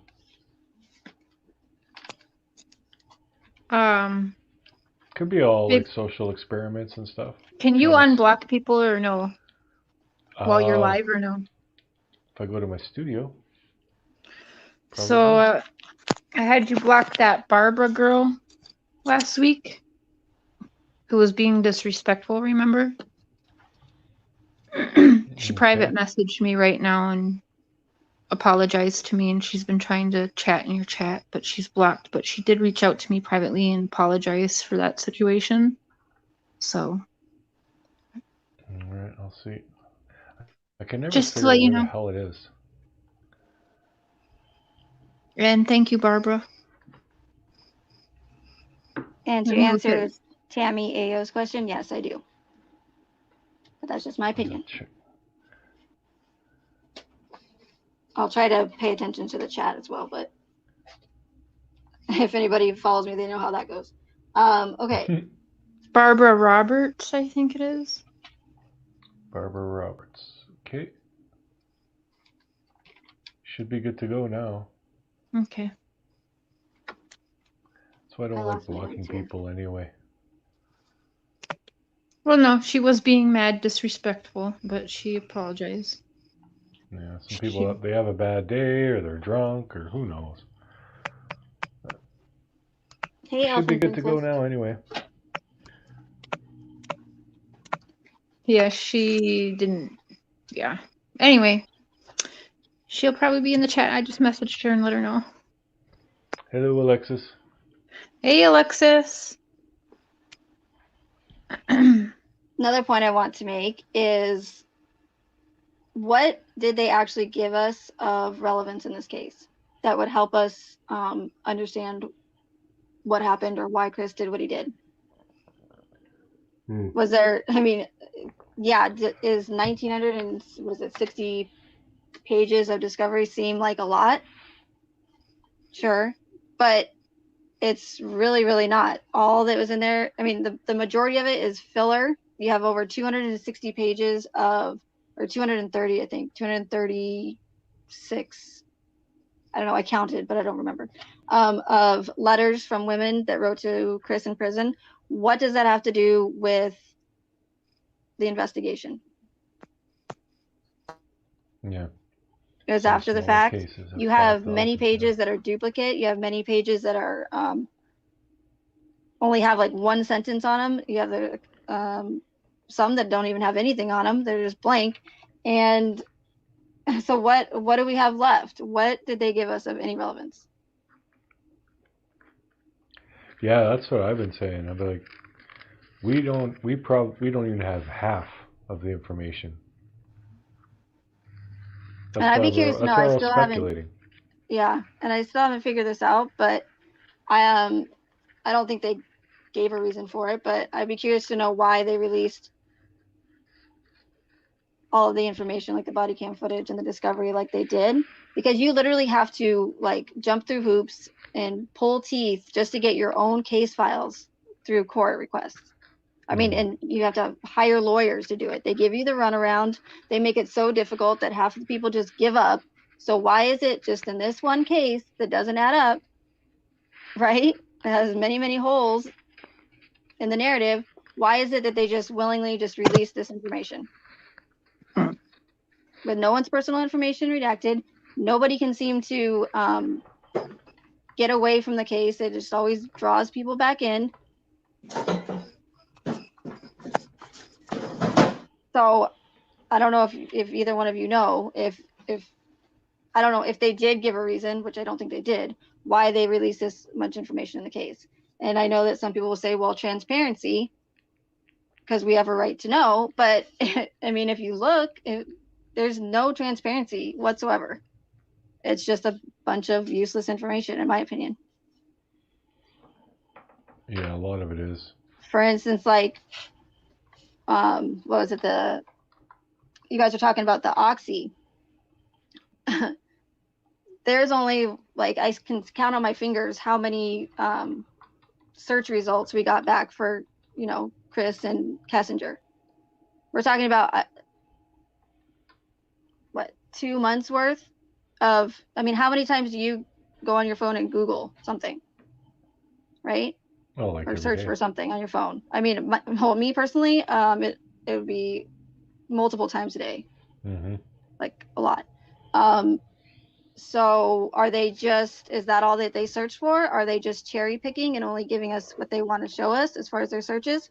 Because why, Mm-hmm. for instance, with the Oxy, why did the law enforcement think it was relevant enough to, or important enough to put the Oxy search in there, but never bothered to ask him why he searched for it in the first place? Yeah. Why did they put in the discovery, think it was important to put this, Chris searched for dioptase, never bothered to ask him about it in any of his interviews? Well, same thing with the volcanoes. Same thing with, well, the double penetration thing for Kessinger, I think is pretty self-explanatory.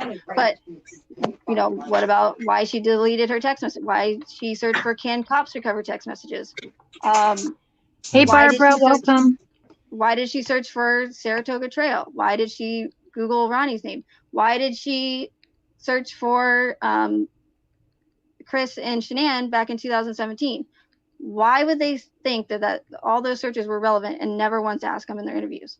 Because they want to send us down rabbit holes. They want us to go, why did Chris Google the dioptase? Because they're never going to tell us. And we're just going to rack our brains until the cows come home, try to figure out why he Googled Oxy. Why this? Why that? Yeah, exactly. And yeah, And law why was that enforcement, important they enough to don't put in the hand everything discovery? over. Like they just don't. They just what? Law enforcement will not hand everything over. They just don't. They say they are, but they aren't.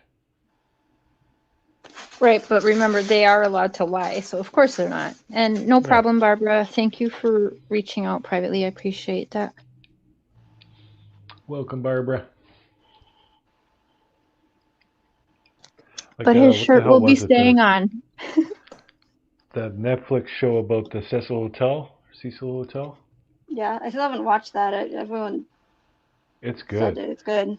But in there, the cop says, like, we have information that the public will never get. He literally said that.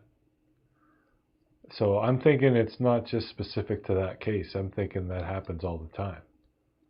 Well, of course, there's things that they have to redact, but it's like, but then why even? What I'm saying is, why even release that information in the first place? Did the media outlets, did they do a FOIA request? Did they sue the Weld County or in law enforcement? Like, why is it that they release this information? Because they don't just, as far as I know, they don't just willingly do it for just any case. And all the body cam I think footage, they all the have to interviews. now. I think now they have to because of the Freedom of Information Act. Yeah, but you can request stuff or FOIA requests, and they're being denied with this case. Why only? I don't want to just see some of it. I want to see. I don't care if Nicole Kessinger's data phone dump is 50,000 pages. If they're going to be transparent, then they need to be transparent. You know, and not like you want me to believe that Chris only searched for like what 10 things in a period of 2 months that you think is relevant, and why is it up to them to say what's relevant and what's not? I mean, transparent is being transparent, and I just don't believe that he only searched for a couple things within a period of 2 months that would be relevant. Yeah. Well, that's like very well said, Megan, because most people don't think like you. They get, oh, we got 2,000 pages, we must have it all. Like they don't have a clue, and law enforcement knows that. So they give a crumb, say that they're playing by the rules or whatever and being transparent when they're not. Exactly. I'm not sure why they released Discovery either. Like Mr. Scheer says a lot. I haven't heard of that with other cases, you know, except for like professional teams or whatever. But again, they wouldn't be all over social media if they were actually trying to help someone, because they wouldn't want to like really put that all out there. Or attorneys like with Andriacchio, with Ray and them right now, currently, every time they do anything that's for TV or interviews, their attorneys are present with them, making sure that there's certain things they aren't putting out there. So I feel the same. But the other weird thing is that people paid different prices for the Discovery. Dr. B and Nessa, yes, whoever said that in chat, are the ones who went and picked it up and shared it all around. But there was different prices after they did that. Other people did that. Some people paid like 3,500. I think Dr. B actually paid $4,000. Dr. B, Alan, Nessa, they all went in on it, I believe. Uh-oh.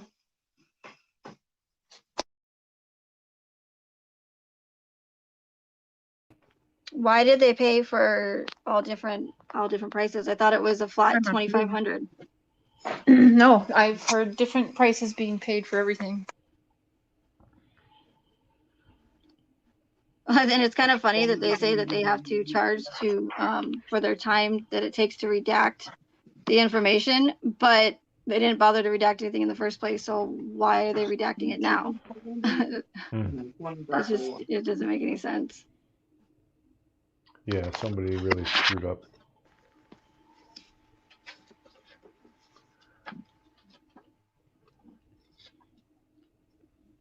Like, I could understand them not redacting anything, because if you're requesting the information or whatever, but yeah, I Right, don't but know. let's say that you know, based on the official narrative, if Chris pled guilty and then within, I think it's, I can't remember, I thought it was like 47 days because I remember it was like a random number. It wasn't like 45 or 50, but I think it was like 47 or 48 days. Once he pleads guilty, he can file an appeal and he can decide if he wants to take it to trial. If it did go to trial, there's several people involved. And if we're led to believe that this guy is a psychopathic killer, family annihilator, right? Who is capable of killing people with his bare hands, because that's what they've led us to believe, right? Hmm. If that is truly the case and it goes to trial, there are several people involved who gave interviews and statements that could have been the reason why, if charged, could spend the rest of his life in prison. And just because you're in prison doesn't mean that you can't have outside sources to, get things done or whatever. And even not even that, but you just have to,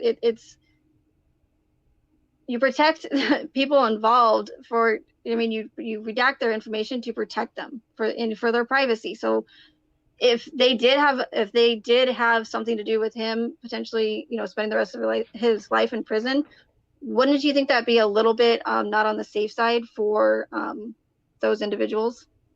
Having all their statements, all their interviews put out there for the whole world to see? Well, that's a really good point.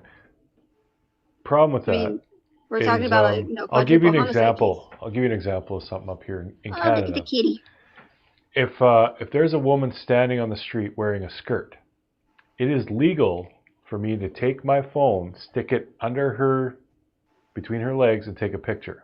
That is legal. She cannot do anything about that. But I cannot broadcast. And I would bet you, if anybody pay for that discovery, there is something in there that says you cannot redistribute it in any shape or form. Mm. Like, people are private, like in the States, hunting bounties and being a private investigator. I mean, anybody can do it. You can go and request information. Sure, you might have to pay. But because of the Freedom of Information Act, you can get whatever information you want. You can't take that information and broadcast it. Well, that's what several creators have done. They Well, broadcasted hang on though. By the letter of the law, that's illegal. Baby. They told them they were YouTubers when they went and picked it up. Does that Doesn't matter? Yeah, I don't think it. If they weren't told, or if there wasn't some kind of contract or whatever saying that they are not to redistribute it, but yeah, I'd be very surprised if there wasn't something, like they should have had to sign some kind of contract or something. Because it says it, right? If you go to the Quora request page or whatever, the official page, it says that you're not allowed to redistribute it or to make a profit off of it. Mm. And if you're playing the jail phone calls and you're getting super chats, and isn't that making money off Yeah. of it by saying, hey, if you want to see this or hear these jail phone calls, then pay for my Patreon or yada yada. That would Mhm. be Yeah, I think profiting so. off of it. So I don't know. Yeah, that's true too, criminal. I thought so too. Denver News. Yeah, they did. They shared it. Excuse me. Shared what? Case files. Denver News. Discovery. How like they broadcast the discovery? I think they shared. Yeah, I think they shared the. Hang on. I think that's true. 'Cause I remember clicking on some news thing and it brought me to like some court files. Right. Yeah, the link was on there. Yep. The discovery link. Wow. So they must have had permission to redistribute or whatever. Right, but why for this case though? That's weird. I don't know. It's not just this case. This is like one of the big cases. This is one of the things that frustrates me. We think as YouTubers that we are like the all-knowing, like the world revolves around us. We aren't even a drop in the bucket on YouTube alone. Never No, mind we're in not. real life. I don't think that. I don't think I'm the all knowing, but Like And I- we're a few thousand people watching YouTube videos. I mean, the law doesn't even give a shit about us. There's 300 and some million people in the U.S. alone. Like we're not even a half of 1%. no, So exactly. what we That's do why. and what we say means diddly squat. We don't affect the court systems. We don't affect the law. Like we aren't doing anything. We're just discussing stuff. Right. And that's why I don't But- believe that any of law enforcement is watching our videos. They're not investigating what we're saying. They have better things to do, and they've already pushed their narrative on us. So, I hope they have better things to do. Jesus. right?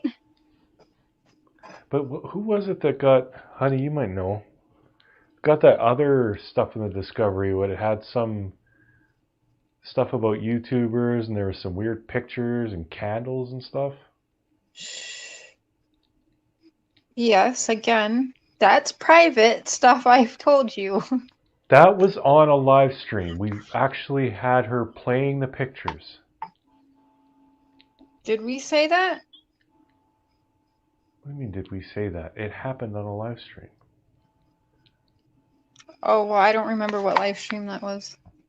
Yeah, I can't remember what the name of it Oh, was. yeah. No, you're right. That was.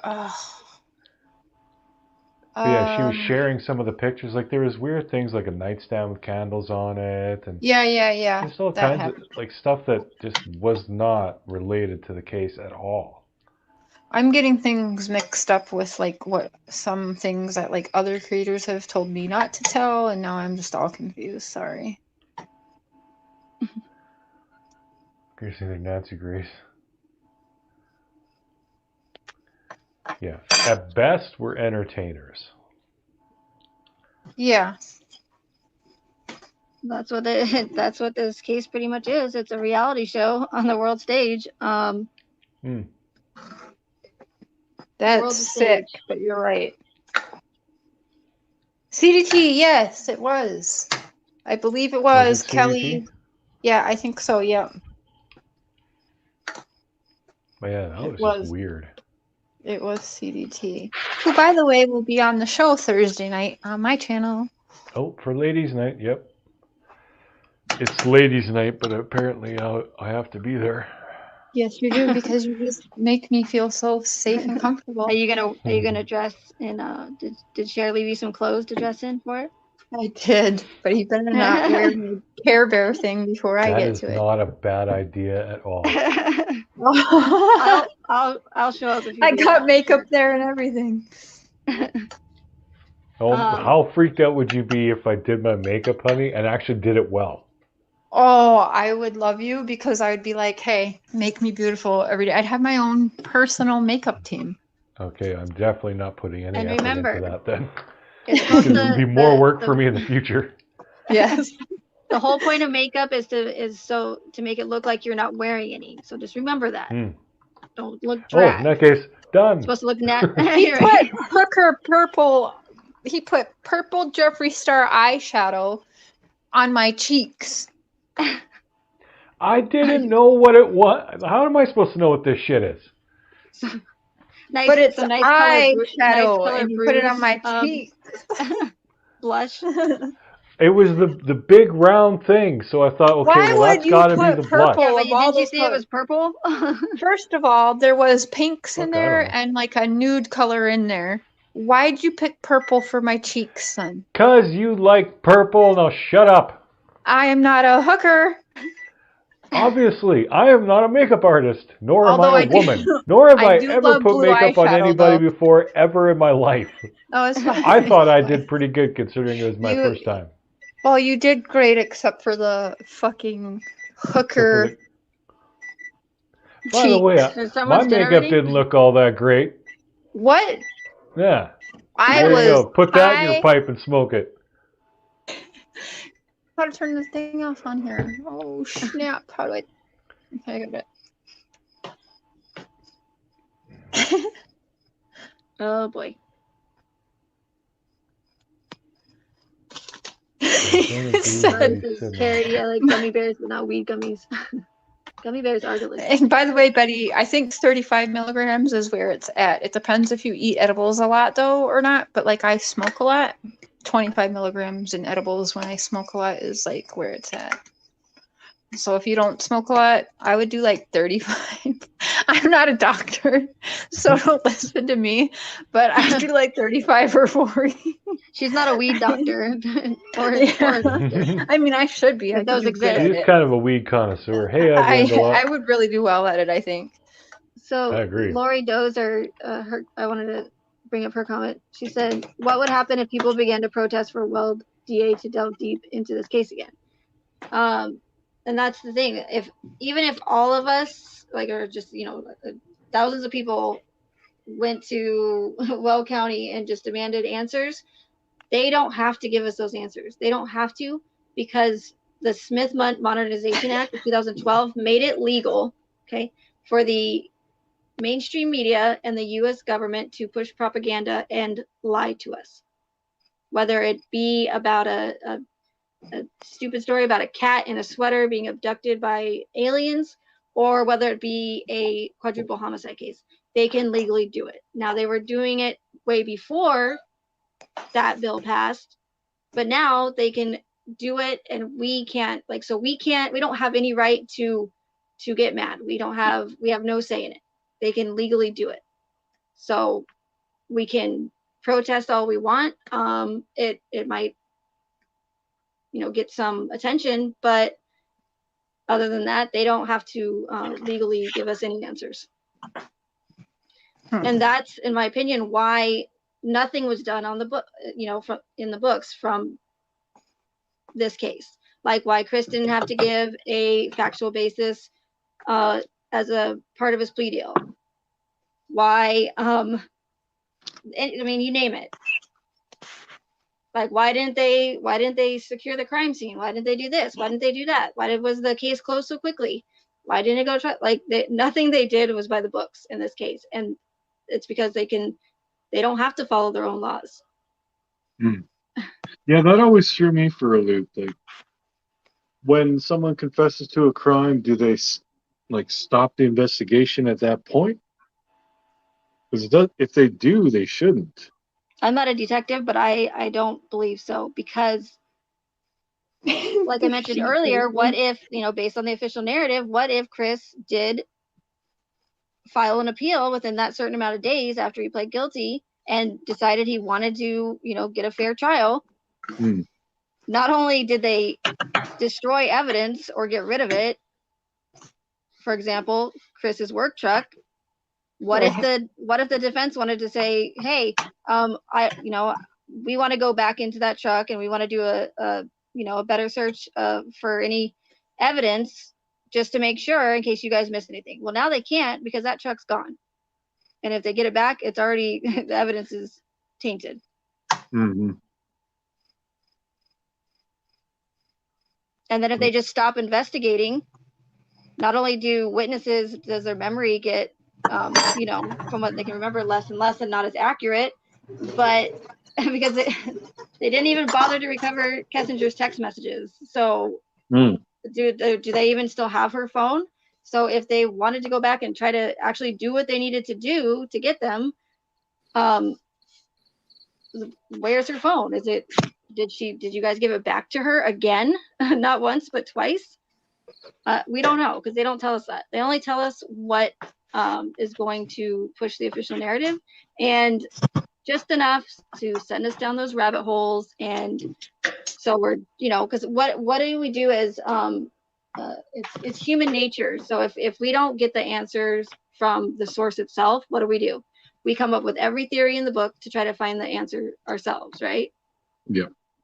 No, just like I use an example, like you think your significant other is cheating, but they won't answer any questions. They will say, no, I'm not, no, I'm not. But you deep down, you know, and you don't have any way. If they're not going to admit to it, then you're going to come up with every theory as to why he might be cheating or she might be cheating. But then it just drives you crazy, because you're just coming up with every single theory in the book. And that's what they want. That's why there was only certain information that was released, so that we would, again, go down all these rabbit holes and try to figure out and solve this case, which is never meant to be solved in the first place. That's why they throw in, like I said earlier, those, you know, dioptase and the oxy, and so we all speculate and go, why did they search for this? Why did they search for that? Why did Chris do that? I mean, Yeah. how many theories has you know, everyone come up with, and it's led us nowhere. It's always a dead end, and then a new breaking theory comes out, and where does it lead us? Nowhere. We're no closer to solving the case. And I know that that's what true crime is about, you know, like just discussing true crime, right? I don't know if it's about solving cases or not. Like I said, I'm still new to it, even though I have been doing it for 2.5 years. But I didn't even know about that there was a true crime community before the Watts case. So I don't know if, you know, it's the norm or not to try to figure out what happened. But yeah, so I mean, nothing. They didn't even follow their own statutes in this case. I mean, how do you not even secure a crime scene? How do you not wear gloves? How do you destroy evidence? Let friends, family, news reporters inside the house, when they even admitted early on that they said that they had they were suspicious of Chris, that he might have something to do with it. And they always have to assume that it could potentially be a crime scene. So the fact that Cunanan is letting Chris and Nicole Atkinson, Nicholas Atkinson, Madison Atkinson in the house, touching everything,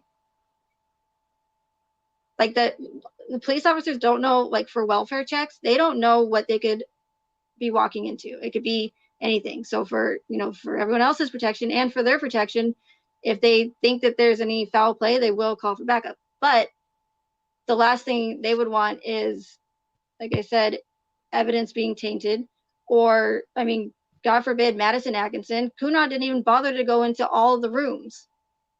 What if Madison Atkinson was up there in the playroom first and, you know, happened to find Shanann and the girls? You know, that would be probably not very good. Yeah. And just saying, you know, I just want to make one last point. Just because it's on body cam footage, it doesn't make it real. And I know that that might, I don't know. You see what I'm saying? Like, just because we're seeing it, it doesn't make it 100% factual. And that's the thing, is why did they show us so much in this case? And not only body cam footage, but useless body cam footage, like Dieter being picked up from the home, and Ronnie being transported to a hotel after Chris, you know, confessed. How is that relevant to the case at all? To me, it isn't. To me, it pulls at heartstrings, and it gets people's emotions going, because it's, oh my gosh, that's so terrible. Poor Ronnie is being, can't stay at Chris's because he just confessed to killing his entire family. And then you have this however long ride, to the hotel. But what is that? How does that give us any closure to what happened with this case, or why Chris did what he did? It doesn't. Why is there a 45-minute video of body cam footage of the Thayers picking up Dieter from the house? It's just a ton of filler, useless filler that and who meets, what kind of law enforcement meets a witness in the park where the audio is so terrible? There's dogs barking, there's kids playing. It sounds like the recorder's in his pocket. Can you imagine playing that for a jury? If I was on the jury, I'd be like, are you fucking kidding me? Like, you really want me to listen to this? I can't even, there's so much background noise. Like, how is anybody supposed to listen to that and actually, focus? And again, unless it's in the movies, why would the FBI meet Nicole Kessinger in the park? Yeah. Why did the Thayers want to give their interview in the park? There's a lot of parks. Just saying, in this case. Park. Anyway. I could go on and on, but. Yeah, it's just nothing makes sense. Everything you see or read or watch, it just invites more questions. There's never any answer. I don't know why, but I can't really hear you that well. Oh, I know why.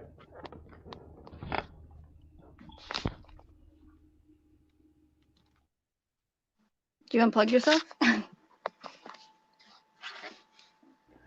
Oh, my lapel mic that I'm using was on the floor. Oh yeah, much better. Yeah. Whoopsie doodle.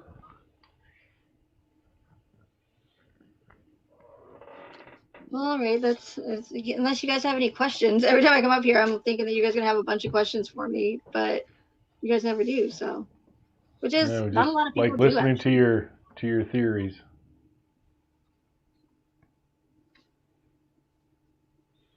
But yeah, Trying to I'm think going if to be there's any cutting other. this off soon, so if anyone has Yeah. any questions for Megan or myself or Cher, now is the time. Share what? Which kitty was that? She's still here? She's gone. Sorry. Oh, I was talking. I had it muted. That's Lucifer. And he showed up one morning when it was like freezing out. I want to say it was like maybe February. He showed up when she was leaving for work one morning. He was at her car and it was freezing out and just kept him. oh, yeah. That's usually how it happens. They always seem to end up on your front porch or something. But that's nice. Sometimes they find I don't remember the black cat. So, do you have a lot of strays? I did have a black cat. Yeah, there's strays all over around here. Oh, really? I'm in the country with all the barns and shit. Did that work this time? Is he There like she is. really? Is he really evil? Is that why he's Lucifer? No, Or he's because no. Okay. I mean, he's like the annoying little brother or whatever. He likes to annoy the other animals, but he's a good boy. He's a sweetie. Hello, Charity. Hey, Mr. Cher, Megan. Hey, Charity. How are you guys? Doing Good. How are you? Good. Hey, Charity. Hey. So I was mentioning earlier about the Home Depot and Target, and I remember talking to you, Cher, in chat one night about that. And that was interesting to me. But obviously with everything else with this case, it's all assumption. You know what I'm saying? Mm-hmm. So what's your take on that? Like all you guys, the whole Target Home Oh, Depot. refresh me on that. What was Well, bought? What was it? we were talking about the whole, okay, the Lazy Dog, and maybe there had been a group of people that went to Lazy Dog. Then there was the Home Depot and Target trip. Like, could the Home Depot maybe have been making house keys for people? And then Oh, how would or Target getting a play into shovel? that? Yeah, Mm. I think Oh, that was part of it. I'm not. It's a really good question. I mean, I've always been lazy dog situation. I always believe that they were at the wrong lazy dog. That's all. I believe that because it said like one lazy dog has more, I think, healthier than the other. Those are the other one Uh-oh. over the menu. Could you say that again, honey? Because it was breaking up.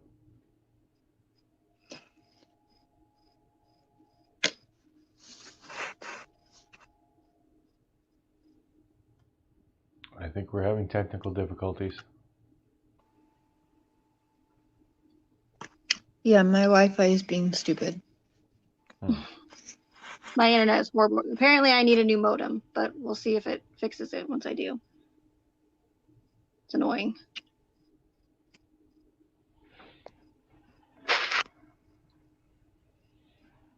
Honey, Why I do think you I missed the believe question though. what? Oh, I think I missed Senpai the question Blitz? too.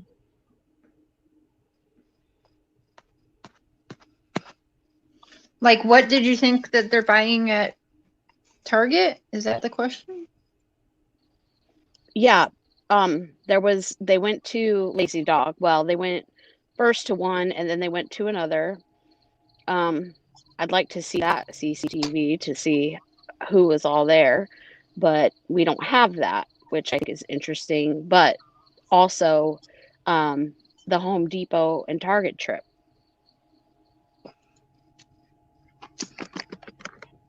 I cannot I know hear absolutely anything. nothing about Home Depot or Target.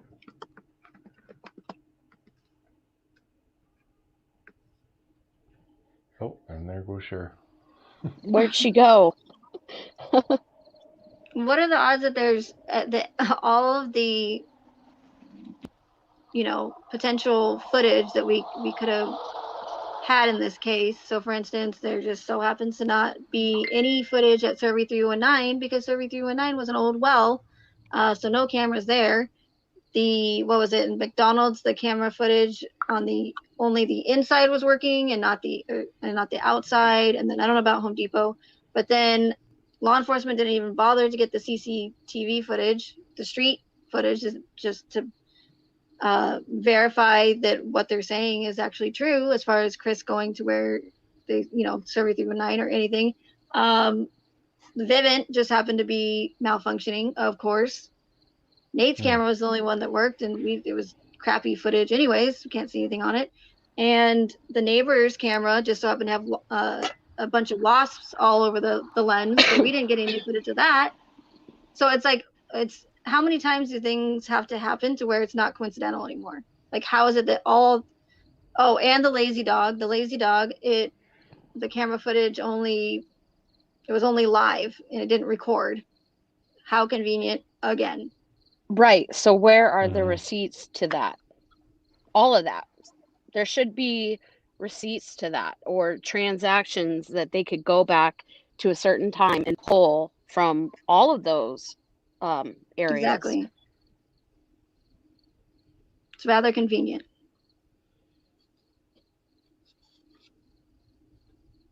Yep. Where'd Cher go? She's having Wi-Fi issues. She's always, because she's out in the boondocks, right? So that's why. Yeah. Does she have like satellite internet or something? Because I know that we have HughesNet here, and that's what people who are not in the city tend to use, but it's crappy. So that's what I was asking. Yeah, I don't know what it is, but she does. It is pretty crappy internet. Well, I had We talked talk to on Messenger a lot, and it's spotty all the time. Cher about the possibility of like the Home Depot trip being keys made, for people to enter the home. And the Target trip was something that I don't understand, because if you're going to buy a shovel, you'd think you'd go to Home Depot too. So in my mind, what was the Target trip for? So it's just questions about certain things that weren't addressed in Discovery.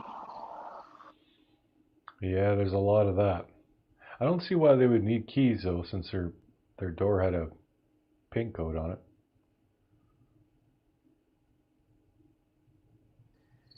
But what about the back door, or you know, or Yeah. did they have a basement door, or was it just that back door that led off to the porch? Because if they had a basement door too, I could be wrong though. Yeah, they had a large basement windows but no door.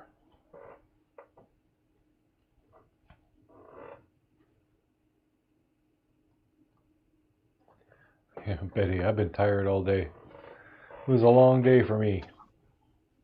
You know what's interesting that I just I've kind of known about this for a while now, but if you go look, well, number one, the Google Maps Street Maps has not been updated since 2012 on Saratoga or on Shenan's North Carolina house.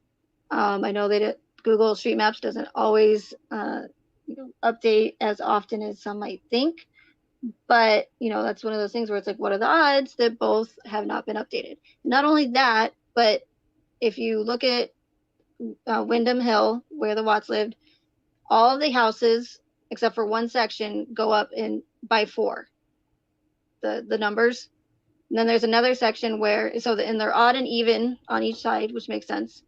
But there's just one section where it goes up 5. I think it's by 5 on one side and 6 on the other, but they still stay consistent all the way down. Now on Saratoga, you don't have any other houses facing the Watts house. You know what I'm saying? Because they're all facing the opposite directions. So you don't have the odd and even. You just have the odd that's on Chris's side. So all of the houses leading up to Betty's go up by increments of 4. Or I'm sorry, all the way to Chris's, or to the Watts. Then from the Watts to Nate's, it jumps 10 numbers. So you have 2825, and then it goes 2835.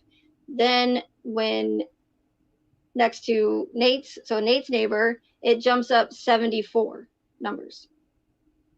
Then after Nate's neighbors, it goes back to 4 again. Why is it that out of all of the houses, they all go in the same pattern, and 2 out of the 3 houses that are all whacked as far as the numbers go, just so happen to be involved in a murder case where nothing adds up.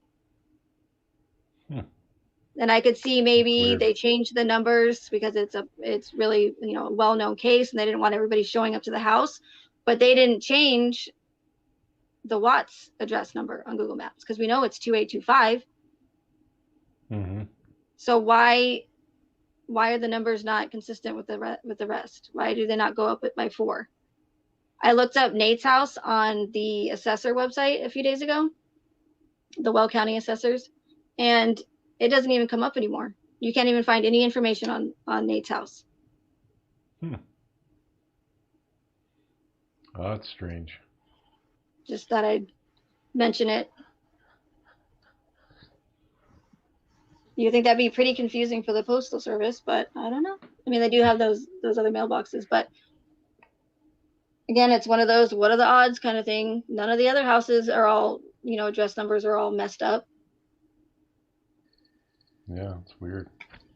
I get what you're saying, but I don't know about all that because numbers on houses can differ in different areas, you know.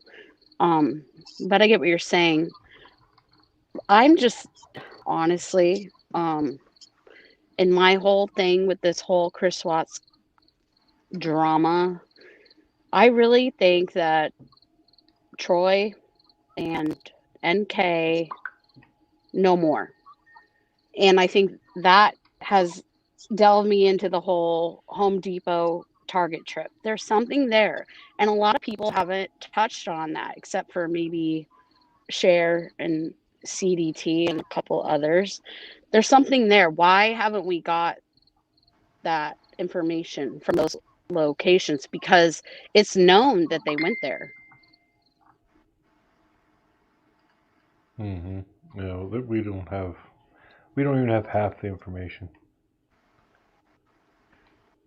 Well, in my opinion, they only release what they want to release, what they want us to see, and what pushes the official narrative. Other than that, they're not going to release anything else, if it even exists.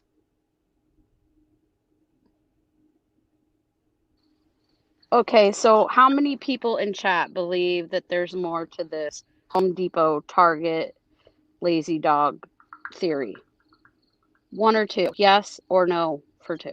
What exactly is the theory again? Can you tell me? Sorry. There's more to this story that we have not seen from law enforcement with Home Depot and Target. Yes for 1, no for 2.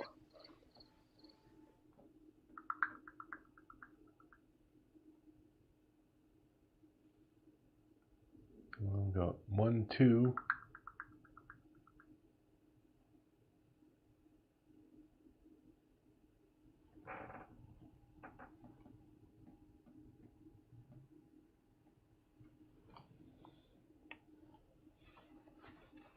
Oh, Megan, is there a specific video on your channel where you really go into your theory on the Watts case? Unfortunately, they're kind of all broken up into different videos, but I try not to go there on YouTube just because I already got 1 strike for simply talking about psyops and false flags. So I just rather not risk getting another one because I mean, I would rather not bow down to YouTube, but I have worked hard to get to get to where I am. So that's why I've been encouraging people to follow me on DLive because as of now, it's not as censored over there. We can speak more freely but it's already happening over there. So who knows how long that's gonna last?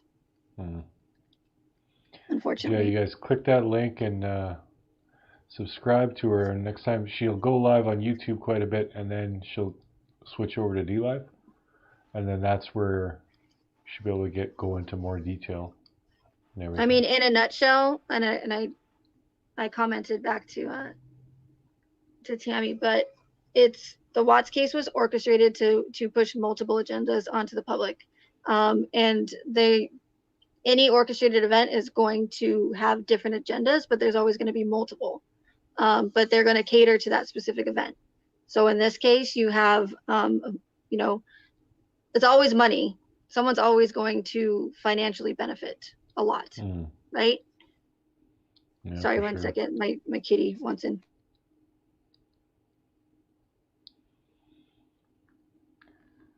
Well, we're closing in on the 2.5 hour mark, so I think I'm going to cut this off and go talk to the wifey. Oh, but real quick, so then another agenda is to push fear. They want people to believe that if someone like Chris Watts, who didn't show any signs of, violent tendencies in his past, everybody had nothing but great things to say about the guy, great husband, father, employee, you name it, wouldn't hurt a fly. They want everyone to think that if someone like him can do it, they could just wake up and murder his entire family, then what's stopping the same thing from happening from your significant other or your husband or you're even someone close to you from doing that to you. So they want us to constantly be in fear. The best way to control people is with fear. And that's just 2 of the agendas, but there's other ones as well. But I know you want Right. to go, so. So anyway, I just want to say, like, I have my theory, but you know, until there is something more concise in the case, like, I'm kind of backing off from it, but I just had to voice my thing on the Home Depot and Target. I think there's something there. I don't know if it's huge. That's something that's always piqued my interest, but until we have more coming out, which lately Yeah. it's been kind of quiet, I'm just kind of gonna watch and listen, you know. So thank you for having me on, Mr. Share. Yeah, it's nice meeting you. Absolutely.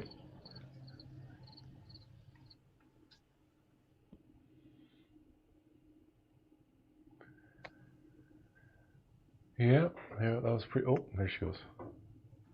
That was pretty good.